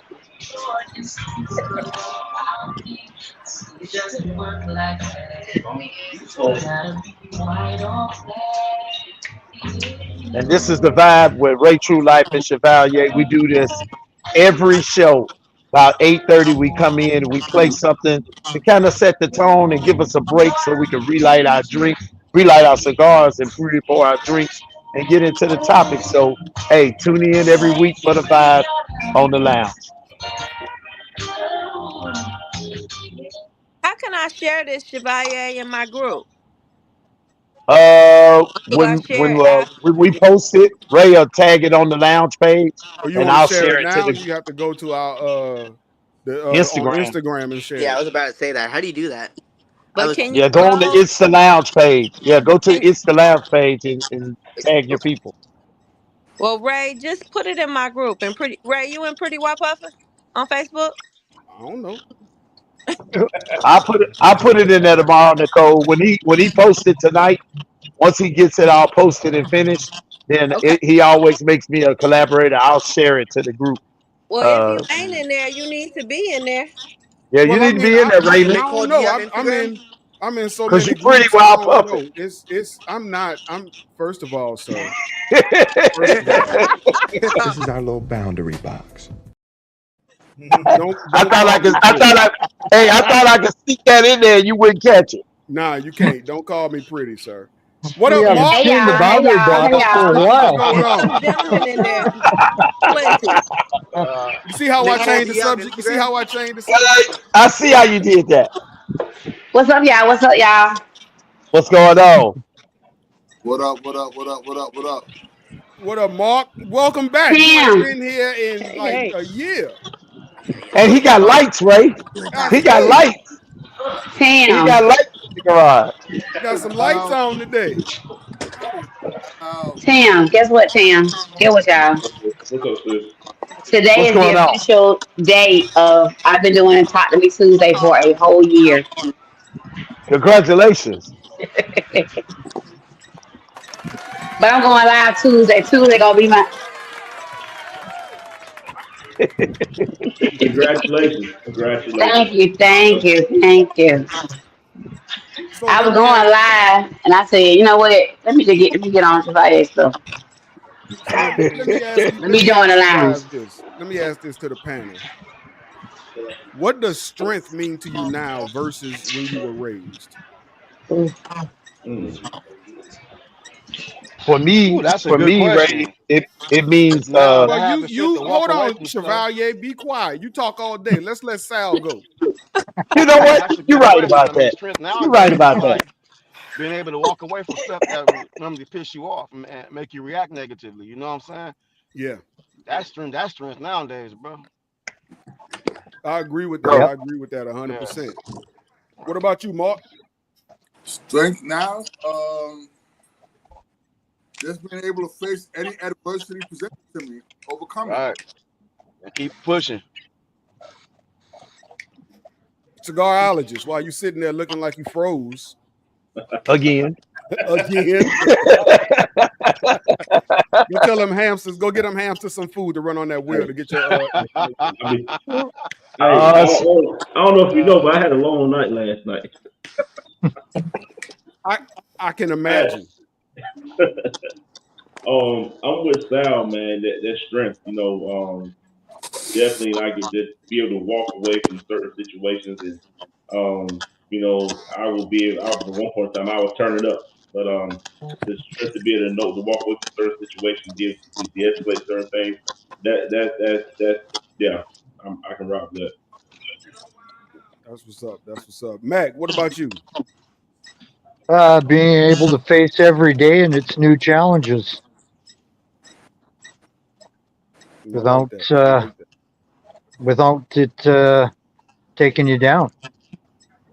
There you have it. Mr. Cigar. Strength to me means power.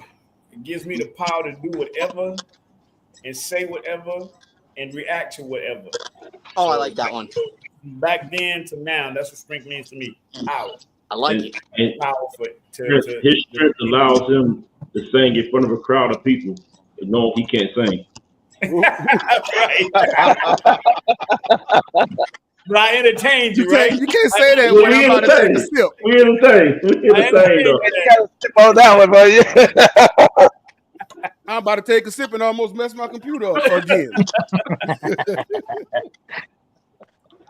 But it gave me the power to do that, though. Right. A time was had. A time was had. I see you What Saturday, brother. I see you Saturday. What about you? So puff and sexy. What does strength mean to me now versus then? The ability to walk away.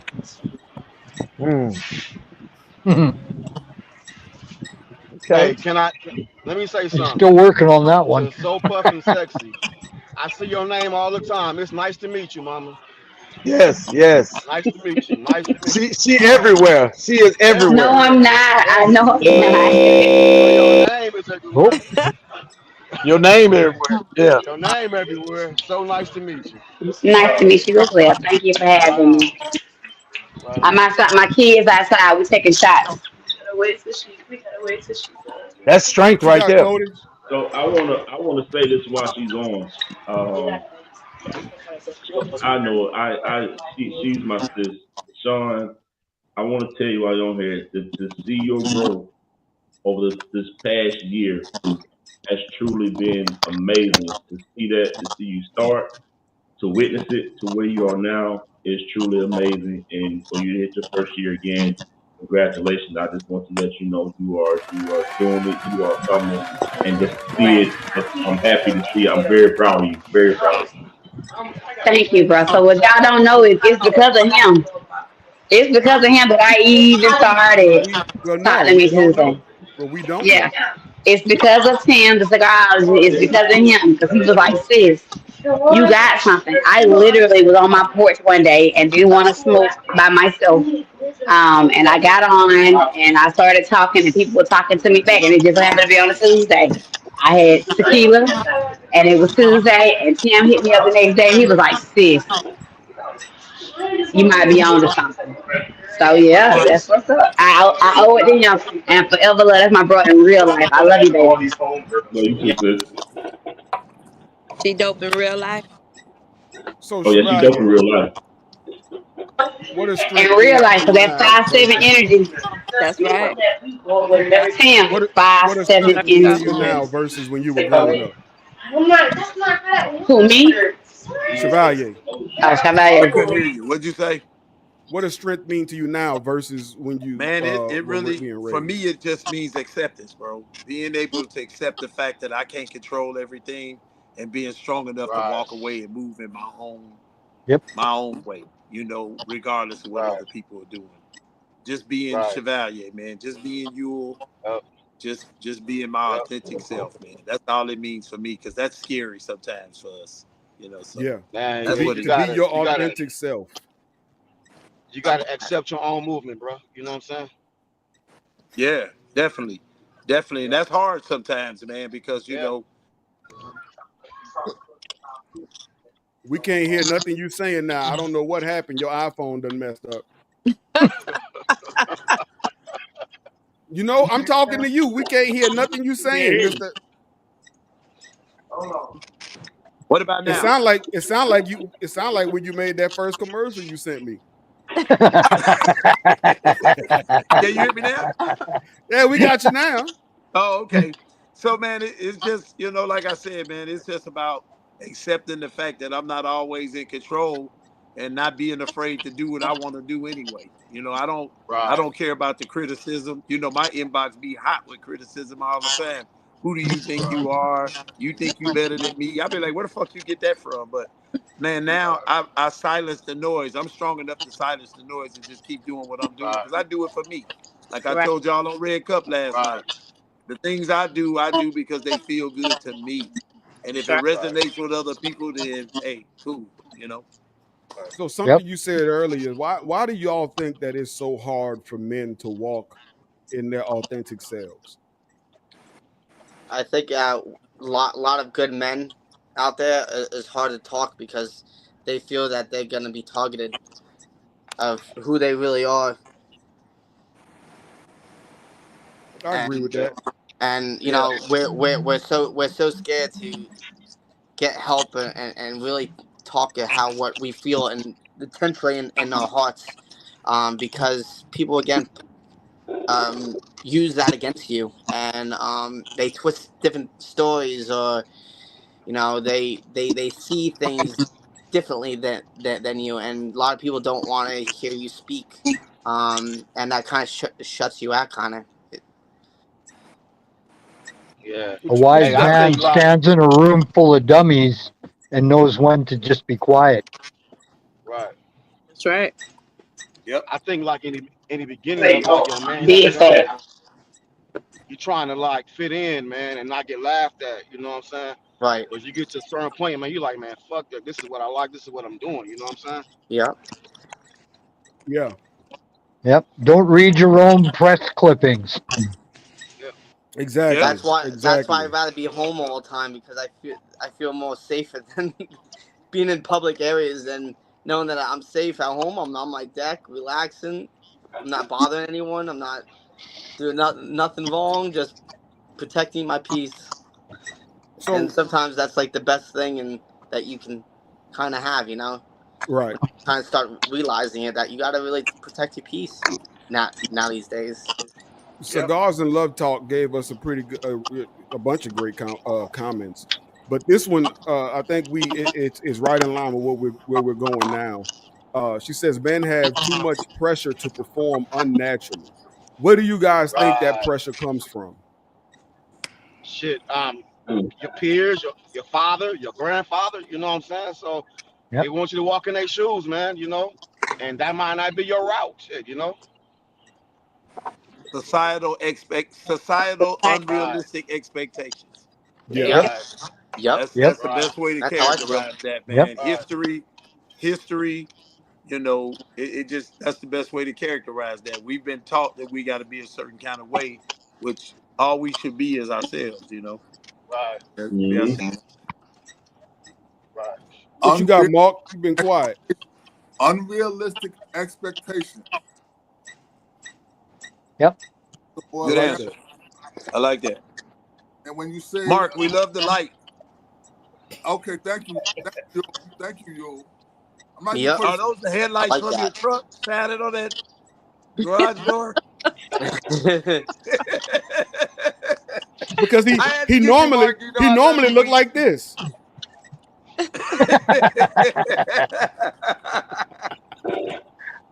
Oh Also, shit. to answer your first question, Ray, learning to love yourself. That's Yes. Right. good. Yep. Yeah. Yes. Learn to love yourself. I'm still working on that, fortunately. Yep. Learn to love Quit It's yourself. caring coming. about what other people think. Yeah. Hey Yeah. Cody, you just gotta master the art of fuck you. I think everything else will slide right That's on in that's place. that's you. That's it right That's it there. right there. Mastering, That's listen, it. That's mastering the it. art of fuck you is big Yeah. shit. That's it. That shit is Yep. beautiful. I say it with I'm still. all Hey, integrity I'm from the still in stomach. that. I'm still in that one. Shit. Hell yeah, master the art of fuck you, man. Because I'm still in that one. people are lazy Consider enough to learn you. Yep. Oh yeah. I learned that from Ray. Believe it or not, as I'm considerably older than Ray. But when I first met Ray, Considerably. considerably older than him. Because again, he just graduated from junior high school. He graduated Considerably from older junior than high me. school about You 6 are years ago. considerably older than me, sir. When I met Ray, he You was know smoking a what cigar and you he know had what New Orleans manna from Junior House. heaven tastes like, sir. What did we say, Ray? Ray, hold up now. Yule's not old, but if And he you was whiskey, he'd be really expensive. That part.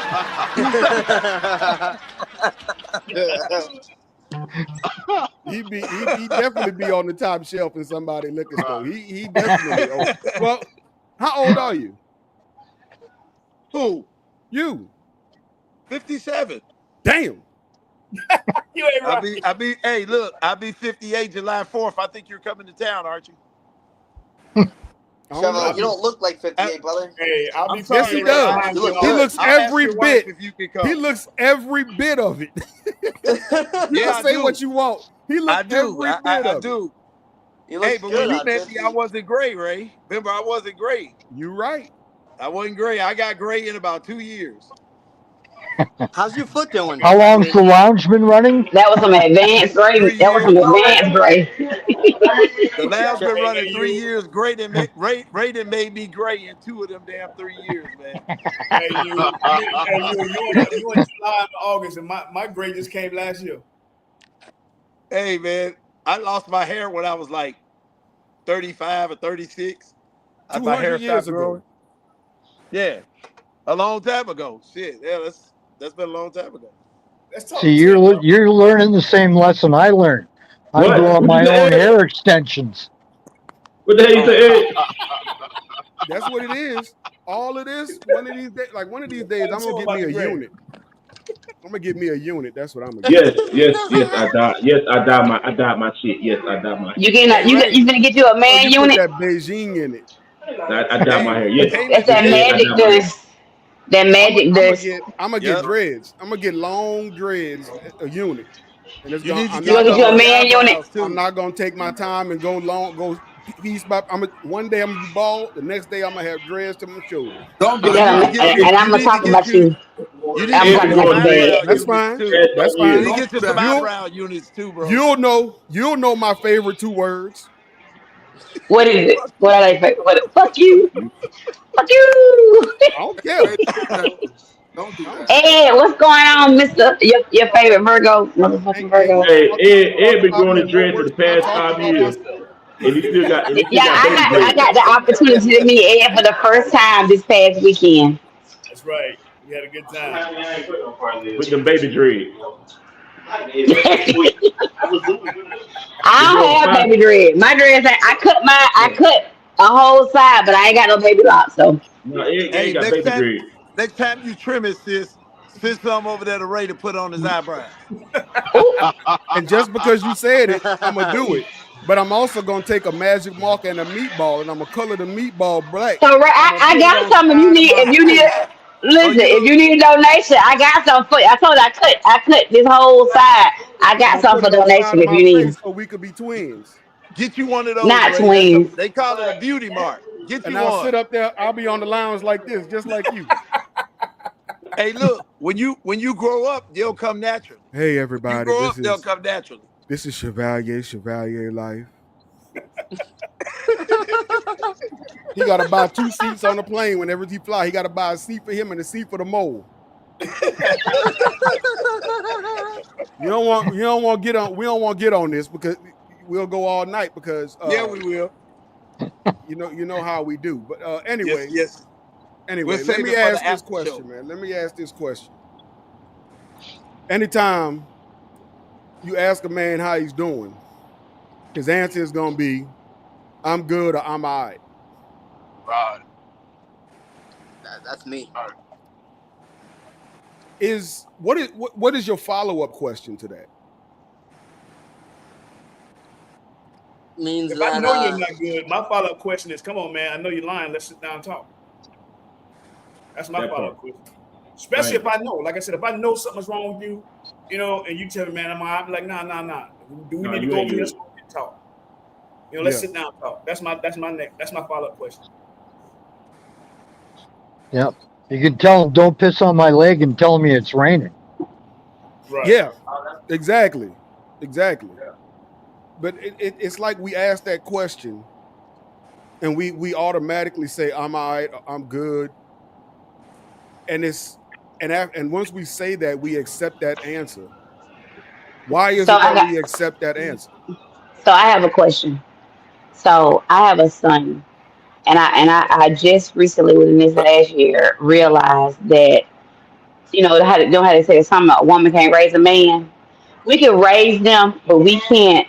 I'm not a young black man. You know what I'm saying? I'm not a black man at all. So, what advice do you give a single black woman who has raised her young black son when he is going through what he's going through? Like, I can't, I'm not in his mindset, but I don't know what to tell him. I don't know what to say to him. First of all, he's 6'5". Ooh, that's a good one. And he first of all, he's a big boy. I had the pleasure of meeting Sean's son, a couple years Oh, I back. told you he in the army, right? He enlisted. He army bound, army strong, y'all. That's what's up. Well, That's I what's say up. who? So, Sean, I will say this to you. I had the pleasure of meeting your son a couple years back. Me and my wife did when we was down in Albany, hanging out with you guys. And I'm gonna tell you, I don't know what outside of that, what he may be going through or what you may be experiencing or not.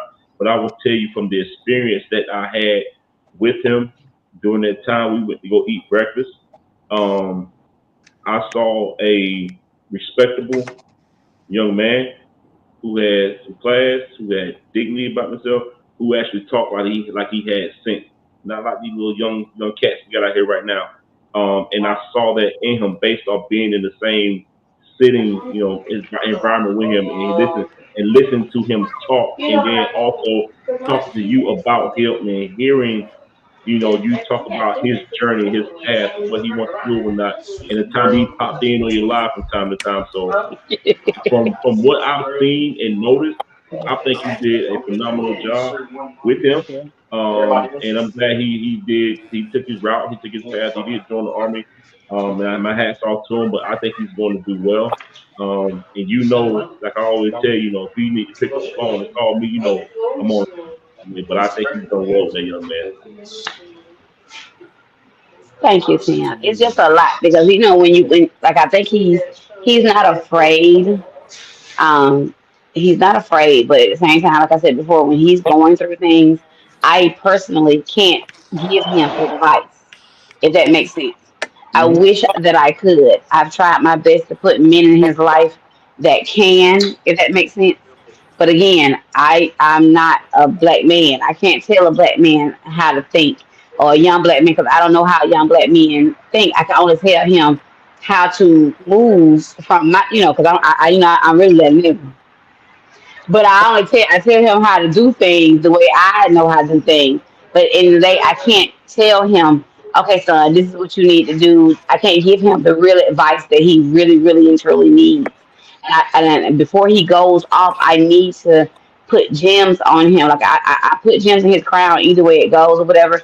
But it's hard to see him, and I know that he is struggling. Like I said, his dad is the most present absentee person ever in life. But I wish he had more of a relationship with that man versus the men that I put in his life, if that makes sense.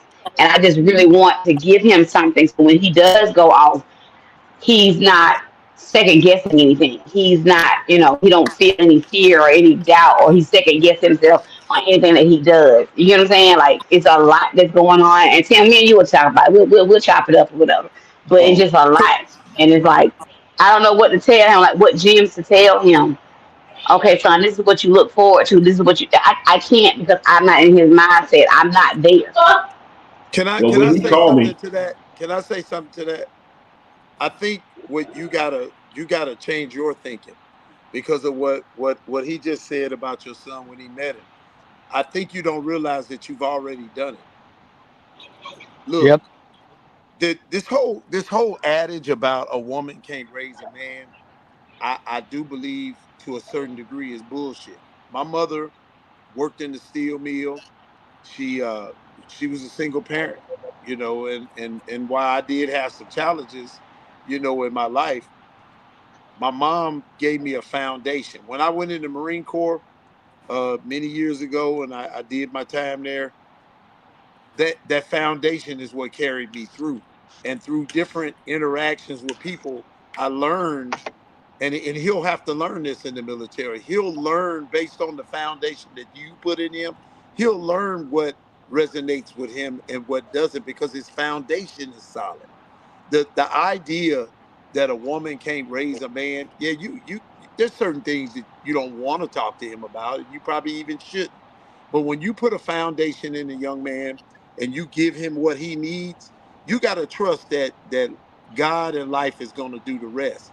Man, I've seen some men that I have friends that I grew up with that I'm still friends with to this day that grew up in two-parent homes that are lost. They're lost. And it wasn't that the dad wasn't a good dad or the mom wasn't a good mom or there was friction or whatever little shit that they like to say goes on for people. It was that they never took the time, even as two parents. They were so busy working and doing things that they didn't put a foundation. But based on what he just said about your son and meeting him, look, you've already set the tone. Now you Yep. got to trust. You got to find the peace in yourself that you've laid that foundation. He's gonna go out and make good decisions. And when he doesn't, and he comes to you and say, "Mom, I fucked up," you say, "Yeah, you're gonna do that sometime." That's what you do for him. You reassure him that this too will pass and that he'll learn to adjust to certain things. That's all you got to do. Yep. You've already done the work, sis. And like You've I said, already you know, done like the work. he like I said, he's leaving me, and he's never been away. If that makes sense, he's Yeah, but never been away. my mom went through the same thing. My mom said it a lot when I went in the Marine Corps. She said, "I don't know if you're gonna be okay." But the one thing that I knew that there were certain things that she put into me that I knew that I would always be good if I just stayed on that path. When he goes in the military, they're gonna challenge everything that he's ever learned to get him to a certain place. They Because they when you they're go gonna into teach the them a lot of tactical military, mindset. people don't Will be understand smart. that what the military is really about. It's really So about you getting ready to defend your country. That's all it's right, about. And so and it, sometimes, man, we have these preconceived notions about the military that it's gonna make us a man. Let me tell you, for him to go in there and make it through that, he's already a man. He was a man when he mhm. went in there. You did that job already. The fact that Yep. he even made a conscious decision to say, I want to do this for whatever reason. I did it Mhm. because I didn't want my mother to have to pay for college. I didn't want her My to have son, to so work he that much. told me, and I think he's afraid to leave me. His main concern is me, and I don't Yeah. want his main concern to be me. If that makes But sense. guess what? You put that in him and you made him a responsible individual. You made him a young man that sits down and weighs out and is not afraid to tell you, hey, I feel this about this. You've done the work, sis. The, Yep. the feelings that you feel Absolutely. right now, every mother feels when their son go off to the military. That's a fact. If you ever talk to any woman, whether she married, whether she got a man in her life, at the end of the day, when they go off to the military or they go off to college, when they leave you, you're going to feel that. But you got to And so, in yourself feel like you've done a good job. And it sounds to me like you've done an excellent job. because I have a daughter that's in college right now. I have a daughter that's in college right now, and I can only hope. And like I said before, I am proud of both of my children. You get what I'm saying? It's just the fact that Yeah. because I am a mother, I wish I could bubble wrap them and hope that everything is good. But I understand that I'm also at the point where they're at that age where they're finding themselves. And like I said, my son right now he's teetering, if that makes sense. He's proud about the decision that he made. I'm very proud of him. He's an overall good kid. But at the end of the day, I don't know the pressures of being a young black man. I only can tell you what I see. You understand what I'm saying? And I Yeah. can't tap in with him like that. I can't tell him, okay, baby, when you go here, and like I said, military is not gonna make him a man. They're gonna make him more of a man. He's gonna be greater than what he already is. But it's just No, like, you did that. You Yeah. did that. This is what You I'm gave them telling the you. basic training. You did it. Yep. You did that. You set the foundation. I saw Man Olympus in the comments a few minutes ago going facts. What I'm trying to tell you is this. You did it. I think did we lose her? Yeah, I think so. Yeah. She's not That's in what she's not in Albany, Georgia, man. Their reception ain't that great. that's her up in them damn mountains up there. You But know, hey, you know, there she is. hey, There Oh, she oh here, is. shit, oh shit, god damn it, Yeah, you've man. done that, sis, and you've Love done you, a sis. great job. The only thing you got to do is feel good about what you did exactly. and allow him to go through the things that he's gonna go through, because he gonna go through some shit. But I don't think it's gonna make him a better man. It's gonna make him a more conscious man. That's what it's going to make him. The military is not all. It's not all right. It's not all good. He's going to experience a lot of different things, but the one thing that he will have that he can take from that, and he's going to learn decorum. He's going to learn that, and that's important for a young man today because so many young men. You get professional young men when they take their suits off, they ain't shit. He's gonna learn that there are limits. He's gonna learn that he's got to be regimented in everything that he does. It's gonna teach him to think critically. That's what it's gonna teach him.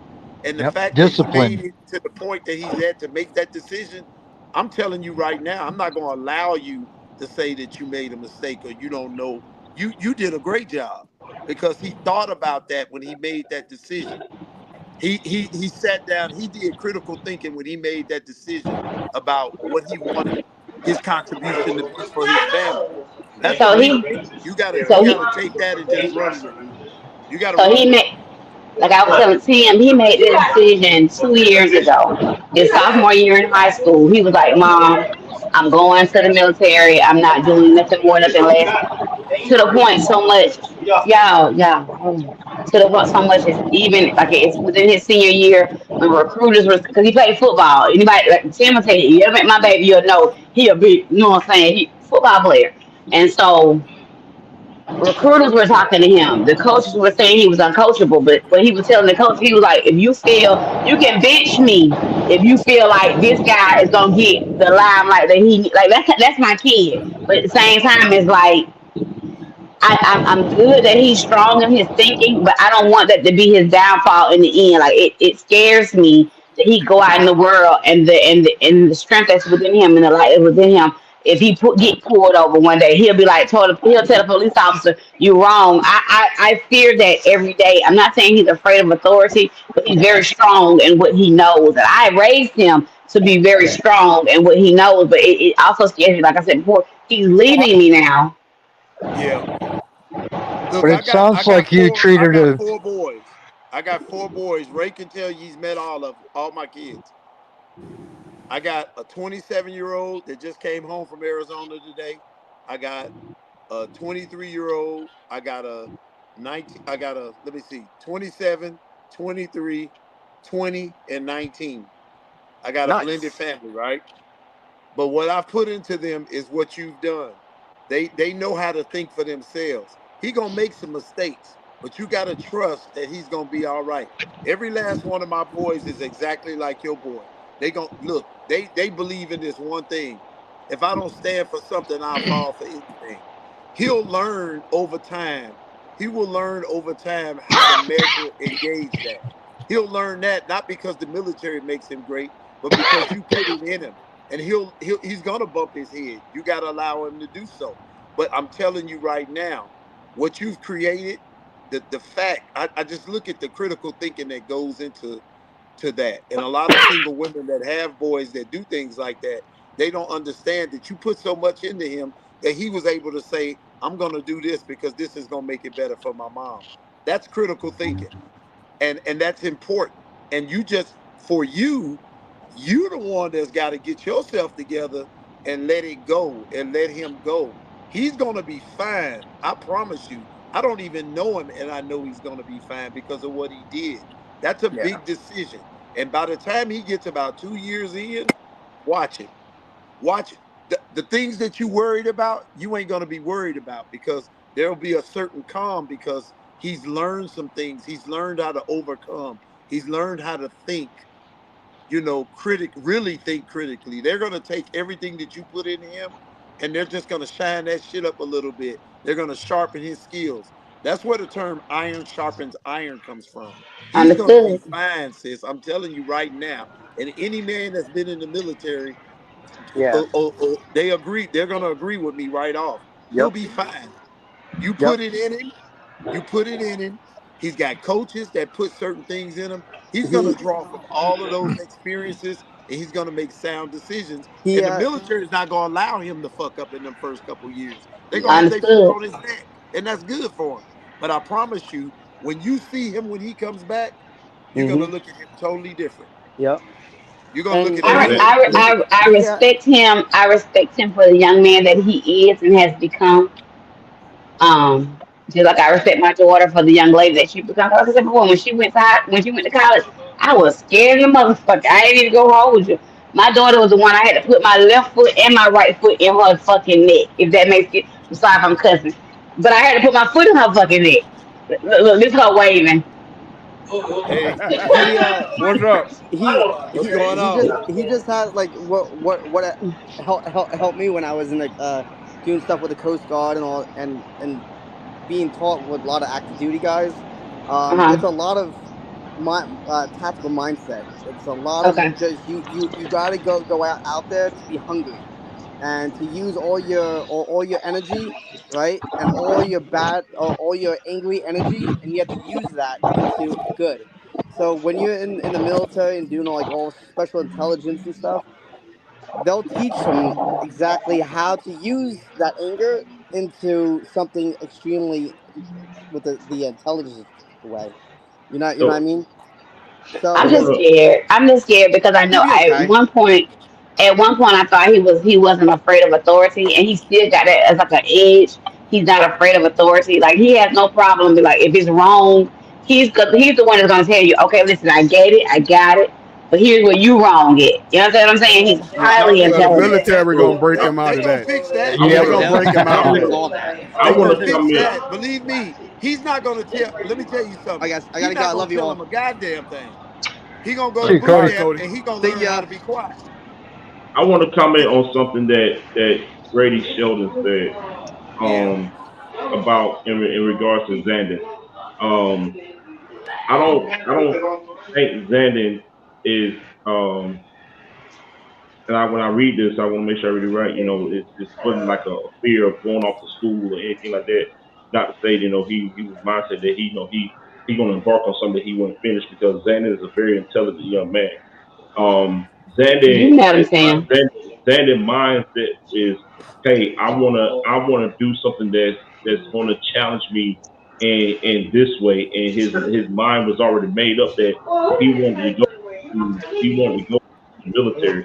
So I don't think he had excuse me, I don't think he had anything the fact that, him going to school or embarking on something that he know he wouldn't finish. He had a journey already in his mind of what he wanted to do, and that's going off and joining the military. So that's what he wanted to do. Ain't have anything to do with the fact that if I go to college, I'm not gonna finish.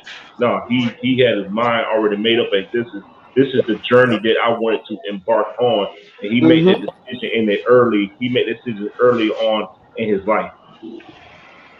Mark, You you That's remember wanted and to that's say me just something because I did earlier? it Xander. in my sophomore year. I did it in my sophomore year. Right. Listen, You my know, baby, his sophomore, he made his decision in his sophomore year in high school, yeah. and his coaches were a little, they were perturbed. They was a bit perturbed because I had recruiters calling me. I had recruiters calling the coaches. I had the recruiters was meeting up with me. Hey, we can get your son to that. And my son would tell, hey, listen, you're wasting your time. I'm not playing football past my high school. This is not what I plan to do past high school. I'm here for my team and for my family, but this is it after this. You know what I'm saying? And like the coaches are saying that, oh, he's uncoachable. No, he's not uncoachable. He's just very aware of what he is doing and what he plans to do future references. My son said he's not going to play football in college, hurt himself, and he can't provide for a family that he probably possibly is going to. You get what I'm saying? So it's like he Yeah. is, when I say he is very ABC. That's what he is. But I'm scared because, and I'm gonna be very honest. I'm afraid because of the fact that I taught him to be strong, but I also tell him to pray. But I'm also scared that what I'm saying, he gets out here in this world. Like you said, the military might break him of that. But I'm scared if the military break him, will they break him in the right way or the wrong way? If that No, makes sense. All it's he need not. to It's do. it's not about breaking him. It's not about Mm. breaking him. It's about retraining his mind to think, to take him to the next level of critical thinking. Yep. What a lot of people don't understand about the military is that there's certain you have to. It teaches you how to be cognizant of things that you normally wouldn't be cognizant of. The when you look at the military, there's one thing they teach you to be a soldier. In the Marine Corps, I'm gonna say in the Marine Corps, they teach you to do one thing, two things: be a soldier and to live. I had a first sergeant tell me when I turned 18, I got ready to go overseas for the first time. I was going to a small conflict, right? I got orders and I was scared. It's an old white dude. I think he was racist, but he called me down there to his office. His name was First Sergeant Swindell. I'll never forget him. God rest his soul. He's dead now. He said to me, Lance Corporal, I want you to do two things. He said, I want you to remember everything you learned in training, and I want you to live. If somebody tells you to do something and you know it's wrong, if you can look out there and the bullets are coming over your head and you know it's wrong, don't do that shit. Because at the end of the day, dying a hero doesn't mean a fucking thing other than you dead. He said, what you have to do is learn how to survive. You got to learn how That to fucking think for part. yourself. He said, adapt and overcome. When you're in garrison, if your son never sees war, in his mind, he's gonna learn how to adapt and overcome certain situations. He's gonna learn when to speak and when not to speak. He's gonna learn to measure his responses, and those are the things that are based on the foundation that you gave him. They're just gonna sharpen the tools that you've already given him, Mom. That's Okay. all they're gonna do. And from what they're saying about him, the people that have met him, you've done an amazing job. I say all this to say this: this bullshit about a woman can't raise a man is bullshit. I ain't Bullshit. never believed 100%. it. It's I bullshit. raised I three. mean, so here's the thing, and I get it. I raised him, but at the same time, I can't put myself in a young black man or a young man's mindset. If that makes sense, Yeah. I So wish I so could. this about Here's you. the deal. This ain't about him. Shaka. You gotta find some peace in you, sis. Find Here's the that deal. peace in you and let him go. Don't let him see that you worried. You find that peace and he'll be fine. I promise you that. Right. Here's I hear you keep saying that you're afraid because he's leaving. But the thing is, you got to understand. You showed him a lot. You taught him a lot. So you can't be afraid that he's leaving. Because if he sees that you're not afraid, then he won't be afraid to leave. So you got to show him, and you got to talk to him. Like, hey, and give him that confidence. That you've already put in him. You gave him confidence. In all the stuff that you taught him. So just continue to do that, and show him that you're not afraid of him leaving, and he won't be afraid to leave. So you got to continue to do what you're doing. Real quick, before everybody go. Hey, I gotta run out, y'all. Hey, man, hey, it was great being on hang out with y'all, man. I can't wait till we do, the lounge and the red cup, collaboration. But I run out, everybody, man. Y'all have a good night, man. Like I said, it's Chevalier and Ray, man. Y'all clawing right now. So we can't hear you. You gotta mute y'all phone. Y'all background loud. Can you hear me now? Yeah. yeah. Yeah. Yeah, So we can hear before you. you go, man, Ray, can we let him do a toast before he goes, man? We about to do ashes and glasses right now. We Hang with Yeah. us for a we second, passed. bro, while we do ashes and glasses, and you'll be the Okay. first All one to right. do your toast before you go. We about to get into ashes and glasses. It's that time of the show. I gotta scroll. Oh, there we go.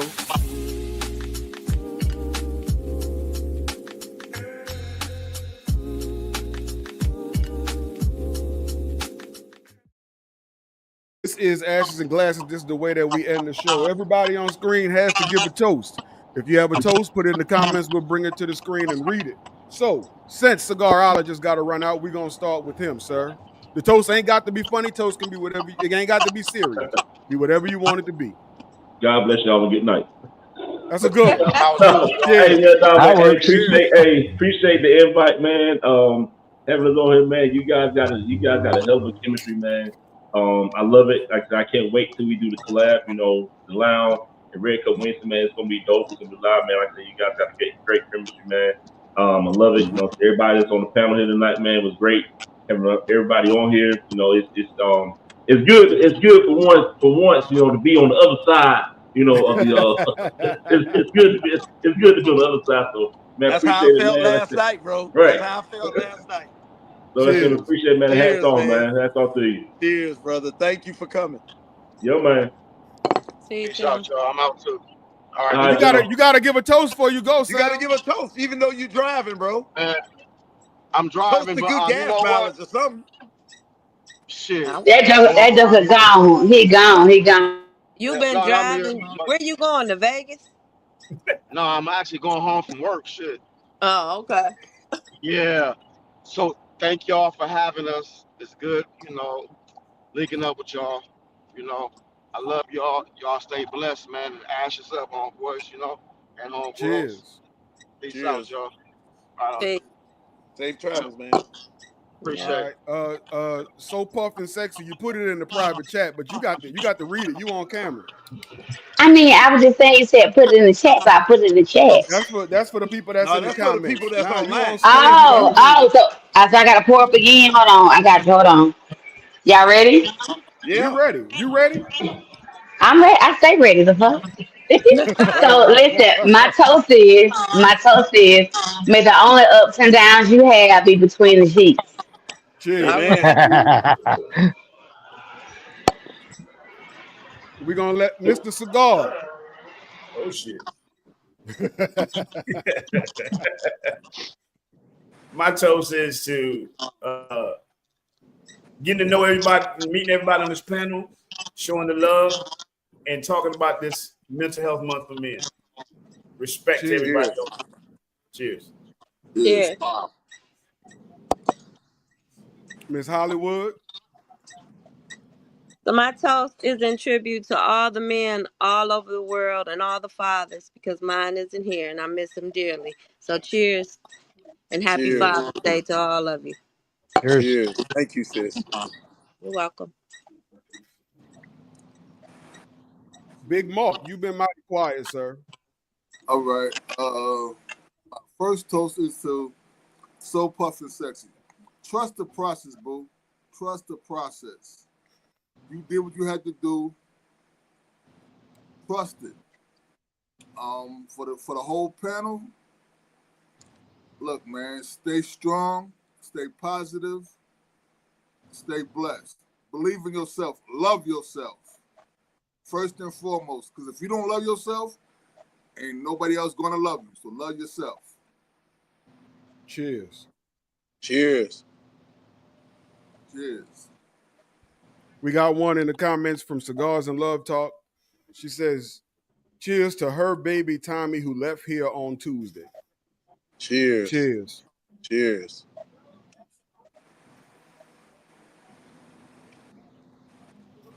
Chevalier. So I'm gonna keep it simple. I want to raise a toast first to Red Cup for joining us.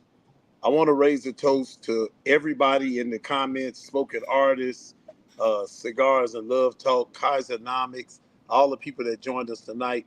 Mental health Don't forget is an Eugenio. important thing to me and Ray. You And got so I to just mention want to raise a Eugenio. glass. I want to raise a glass to y'all, Eugenio Frazier. I want to raise a toast to all of you guys for helping us to keep this platform going and helping us to achieve our goal and reach one. What they say, reach one, teach one. Yeah. Support. And thank you guys for being here with us and supporting me and Ray. We love what we do. It's a labor of love. So here's to all of you guys that support us. Cheers. Cheers. Cheers. Now to our resident. Well, no. He last. You know he got to go last. Oh yeah, he He got got to go last. Layman, So it's the fuck you, man. Go ahead, sir. Hey. Pipe down, sir. Pipe down. My toast goes to all of the men that are out there struggling with things that they don't talk about. We see you. We need you here. So this is an open forum. You can come and talk. If you don't want to talk on this open forum, you can always talk to me. I'm sure Chevalier feels the same way. You can talk to us. But definitely, we see you and we need you here. And talk to somebody. Yes, Mark. Cheers. Cheers. And now for the resident champion, Mr. Matt, the cigar advocate. So I'd like to raise a toast to all the people who feel like they don't have their ducks in a row yet, and not to worry about that, because some of us don't even have ducks. We've got squirrels that are hyped up on meth. Cheers. Wow. Okay. Cheers. Motherfucking cheers.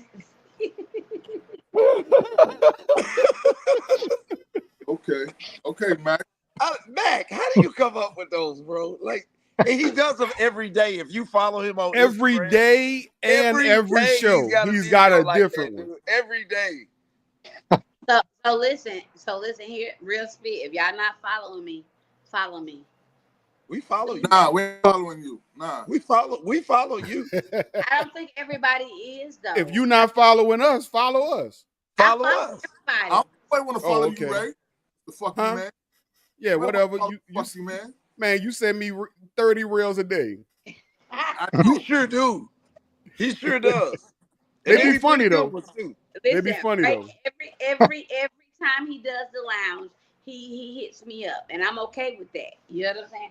This is my first time on it, but I see it every time he follows it. So here's the thing, like you said, my name is out there.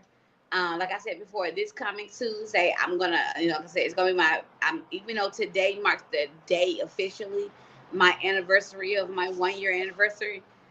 Tuesday, I'm gonna make a big deal about my anniversary. If that makes sense. I couldn't this past Tuesday, but yes. Cheers. Cheers. Cheers to that. Hell yeah. And stop missing Tuesdays, yo, because you be missing sometimes. You be MIA. I don't like. Listen. Tuesday. I don't want to hear no excuses. I don't want to hear no excuses. This past Tuesday was what it was. You understand? You know what I'm always gonna give you grief. I don't want to Well, hear y'all, Mark ain't said 7 words this whole show, and now he don't want to shut up. Now that it's the end of the show, he want to show off this little light. Yeah, Yul was giving his monologues. He sure enough was. He sure I can tell you, monologues. You're praising that a woman can't raise a man, and she can. And I think we can all learn a lot from a woman by her hands. For instance, if they're around your throat, she's angry. Cheers. Hell Cheers. Okay. Hey, I want to give one more special toast, man. Of course you do. Yes, I do. I want to toast to my brother Raytruelife. Why are you toasting me? I'm gonna tell you why, motherfucker. Just toast that joker. Toast him. So I've watched my brother overcome tremendous odds in his personal life. In my 57 years, and no bullshit. In my 57 years, I have never had a friend like you. I love you, man. I believe in you. You have truly become my brother, not my best friend.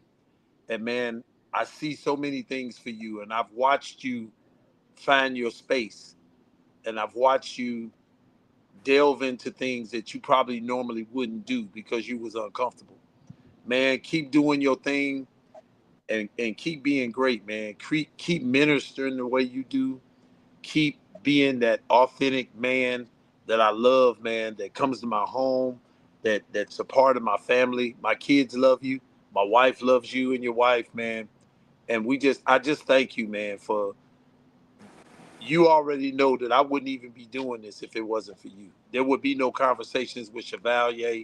There would be no vibes. There would be no lives. There would be nothing. It was because of you, man, that I started on this journey, man. And I love you more than you can ever imagine. And I say thank you, man. I give you your roses every chance I get because I want you to know that you are special, bro. And you do good work. You know, you have a tenacity. You have this thing about you, man, that most people don't have, and it's special, bro. And so I gotta celebrate my brother, man. I do it every chance I get because I want you to know how special you are to me. So toast to Raytruelife, and man, big things are coming for you, bro. Toast to you. Definitely are special. Cheers. Definitely special, Ray.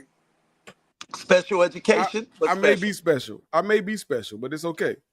I didn't ride them on the yellow bus. My brother out every chance I get. So Tuesday, I'm expecting to see you, right? What time? 7:30 every Tuesday. 7:30.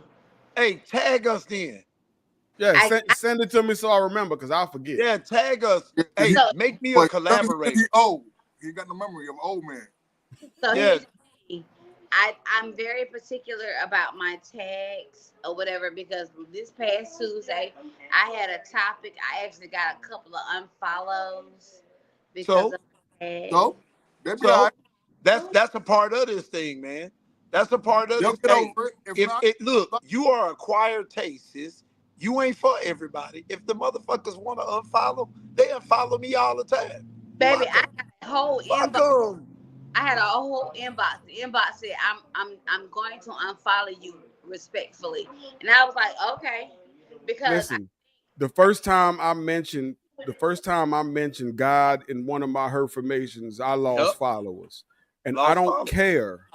I don't care. okay. Because Instagram ain't real life. listen, my topic was my topic. If anybody, whoever tuned in and tapped in Tuesday, my topic was standing on business. And people were, I guess, as I tell people, a hit dog a holler. You know that old saying, a hit dog a holler. I Uh-huh. literally had people inboxing me and was like, respectfully, I'm unfollowing you. And I was like, all right. And I said on my live then, I was like, listen, for every 5 that I have unfollow me, I pray 10 more follow me. If Hey, that makes guess what? Guess what? It doesn't matter, because you got to remember that there are people out there that don't like, they don't press like, they'll follow you, they don't press like, but these are the people that go in there and reshare your shit because your message resonates with them. You can't worry about the likes, you can't worry about the followers. Keep doing what you're doing. So I'm gonna tell you what to do. Before you do the next Tuesday, you tag me and Ray, make me a collaborator, make Ray a collaborator, so we can share your stuff. Don't so worry about who so sees it next and who doesn't. Just do this that. so Definitely make It's the Lounge a collaborator. Make It's the Lounge a collaborator. Make Chevalier Life a collaborator, I and we got will share your stuff. We don't give a damn about all them other people. We only care about what we do. This is Shavai, a labor of love. I We don't don't. think you answer. When I tell you we were stepping on toes Tuesday, we were stepping on That be that toes. right. Hell yeah. Let me tell you, Anybody, me and Ray been breaking feet for 3 years. listen, We've been anybody breaking toes. Tuesday, we didn't say no names. We didn't say none of that. But anybody that came onto my live on Tuesday, I literally, and I tell anybody, I want all the smoke. Bring it. Because at the end of the day, I'm here to be a voice, if that makes sense. I talk Be the about voice. Don't cigar. think of, hey, look, you thinking about it just like you thinking about your son. Make us a collaborator. Do your thing. We gonna support you. Do your thing. Who cares what they say? I don't give a fuck Ray about Ray will tell you. I've had so many people that don't. He's not this. He's not that. He's not this. He can't do this. But guess what? I'm the motherfucker that get flued out to PCA every year. I'm the listen, guy that you know got what free cigars and I whiskey coming to my house every day. Let me you know tell what you I something. The people that know, that see you, the people that see you and resonate with you, they may not say nothing, but I tell you what, you'll see it in the end. Just keep being you. listen, you know what I told them Tuesday? What you eat don't make me shit, and who you fuck don't make me come. Come on, R. Kelly. That Well, R. this Kelly. this has been the lounge. This has been the lounge. We look, what we not finna do is go back down that road like we did that time with Sarah. So we're not gonna do that. Yeah, Smoking But Sarah, she take you there. but I'm gonna say this. Look, I'm gonna say this. Be authentically you. With the Yep. first time I did I hadn't done a Herfamation in probably a year. The Yep. first time I did a Herfamation and I mentioned God, I lost followers. Did I care? No. No. I posted the one that I posted today on TikTok, and it's at, last I checked, it was over 4,000 views. There were people in the inbox on TikTok telling me how much it meant to them. That's the point. I don't care about all of the other people. I care about the ones who it resonates with. The people who need to hear what I'm saying are going to hear what I'm saying, and they're going to resonate with it. And if I get 1 like or 3 likes, I'm going to continue to do what I want to do. Yep. I'm going to continue to say the things that I feel that I am being led to say. So, fellas, let that be your example. Fellas, process. Trust the process. Fellas, are you good? And I mean, are you okay? If you're not, it's okay. Talk to God. Talk to Call me God. Ray. Shit. First, you talk to God. He's stronger Call. than any battle that you facing. Yep. And you can talk to me. Understand. No judgments, just support. Everything happened with a divine purpose. Everything wasn't divine order, so you got to trust it. Yep. Just trust the divine entity will always guide you. Trust your spiritual conscience. Yep. Hey, Eugenio, I don't help you too, bro? Like, I don't help you too? Listen, I mean, I'm sure you do. But what I posted today is the direction that I'm going all month long. I'm going to do my best to do them every day. That's the reason why this comment right here is the reason why I posted that. The inboxes that I got on TikTok are the reason why I posted that. Yep. Because Men's Mental Health Awareness Month gets overlooked and it gets overrun. We're supposed to be strong. We're supposed to be manly and masculine. We go through things too. We need somebody to talk to sometimes. Yep. We need to understand that we're seen and we're heard and we're needed. We need to understand that we're not alone. Facts. Therefore, once again, are you okay? And if you're not, that's okay. Talk to God. He's bigger and stronger than anything you're facing. And you can talk to me and Chevalier. You can always talk to us. No judgment. Hey, Ray, before you go, I'm gonna read something real quick.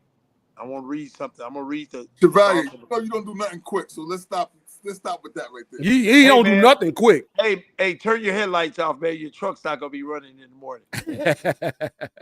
Check this out. You never know what someone has been through. What pain lies behind their eyes and smile. All you can do is honor the journey, respect their strength, and appreciate the courage it takes for them to remain vulnerable and live their life on their own terms. That's real humanity.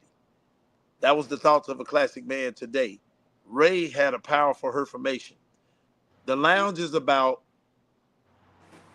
reaching people and touching them in a space and creating a space where they feel safe. And that's why we created this. We hope that you guys will join us every Thursday at 7 p.m. This is what we do all month long, Men's Mental Health Month. We're going to be doing that. So tap in, share it with everybody that you know. Come in and let's have that conversation. There's no conversation that we don't want to talk about. If it means something to you, it means something to us. Most Just a definitely. lounge.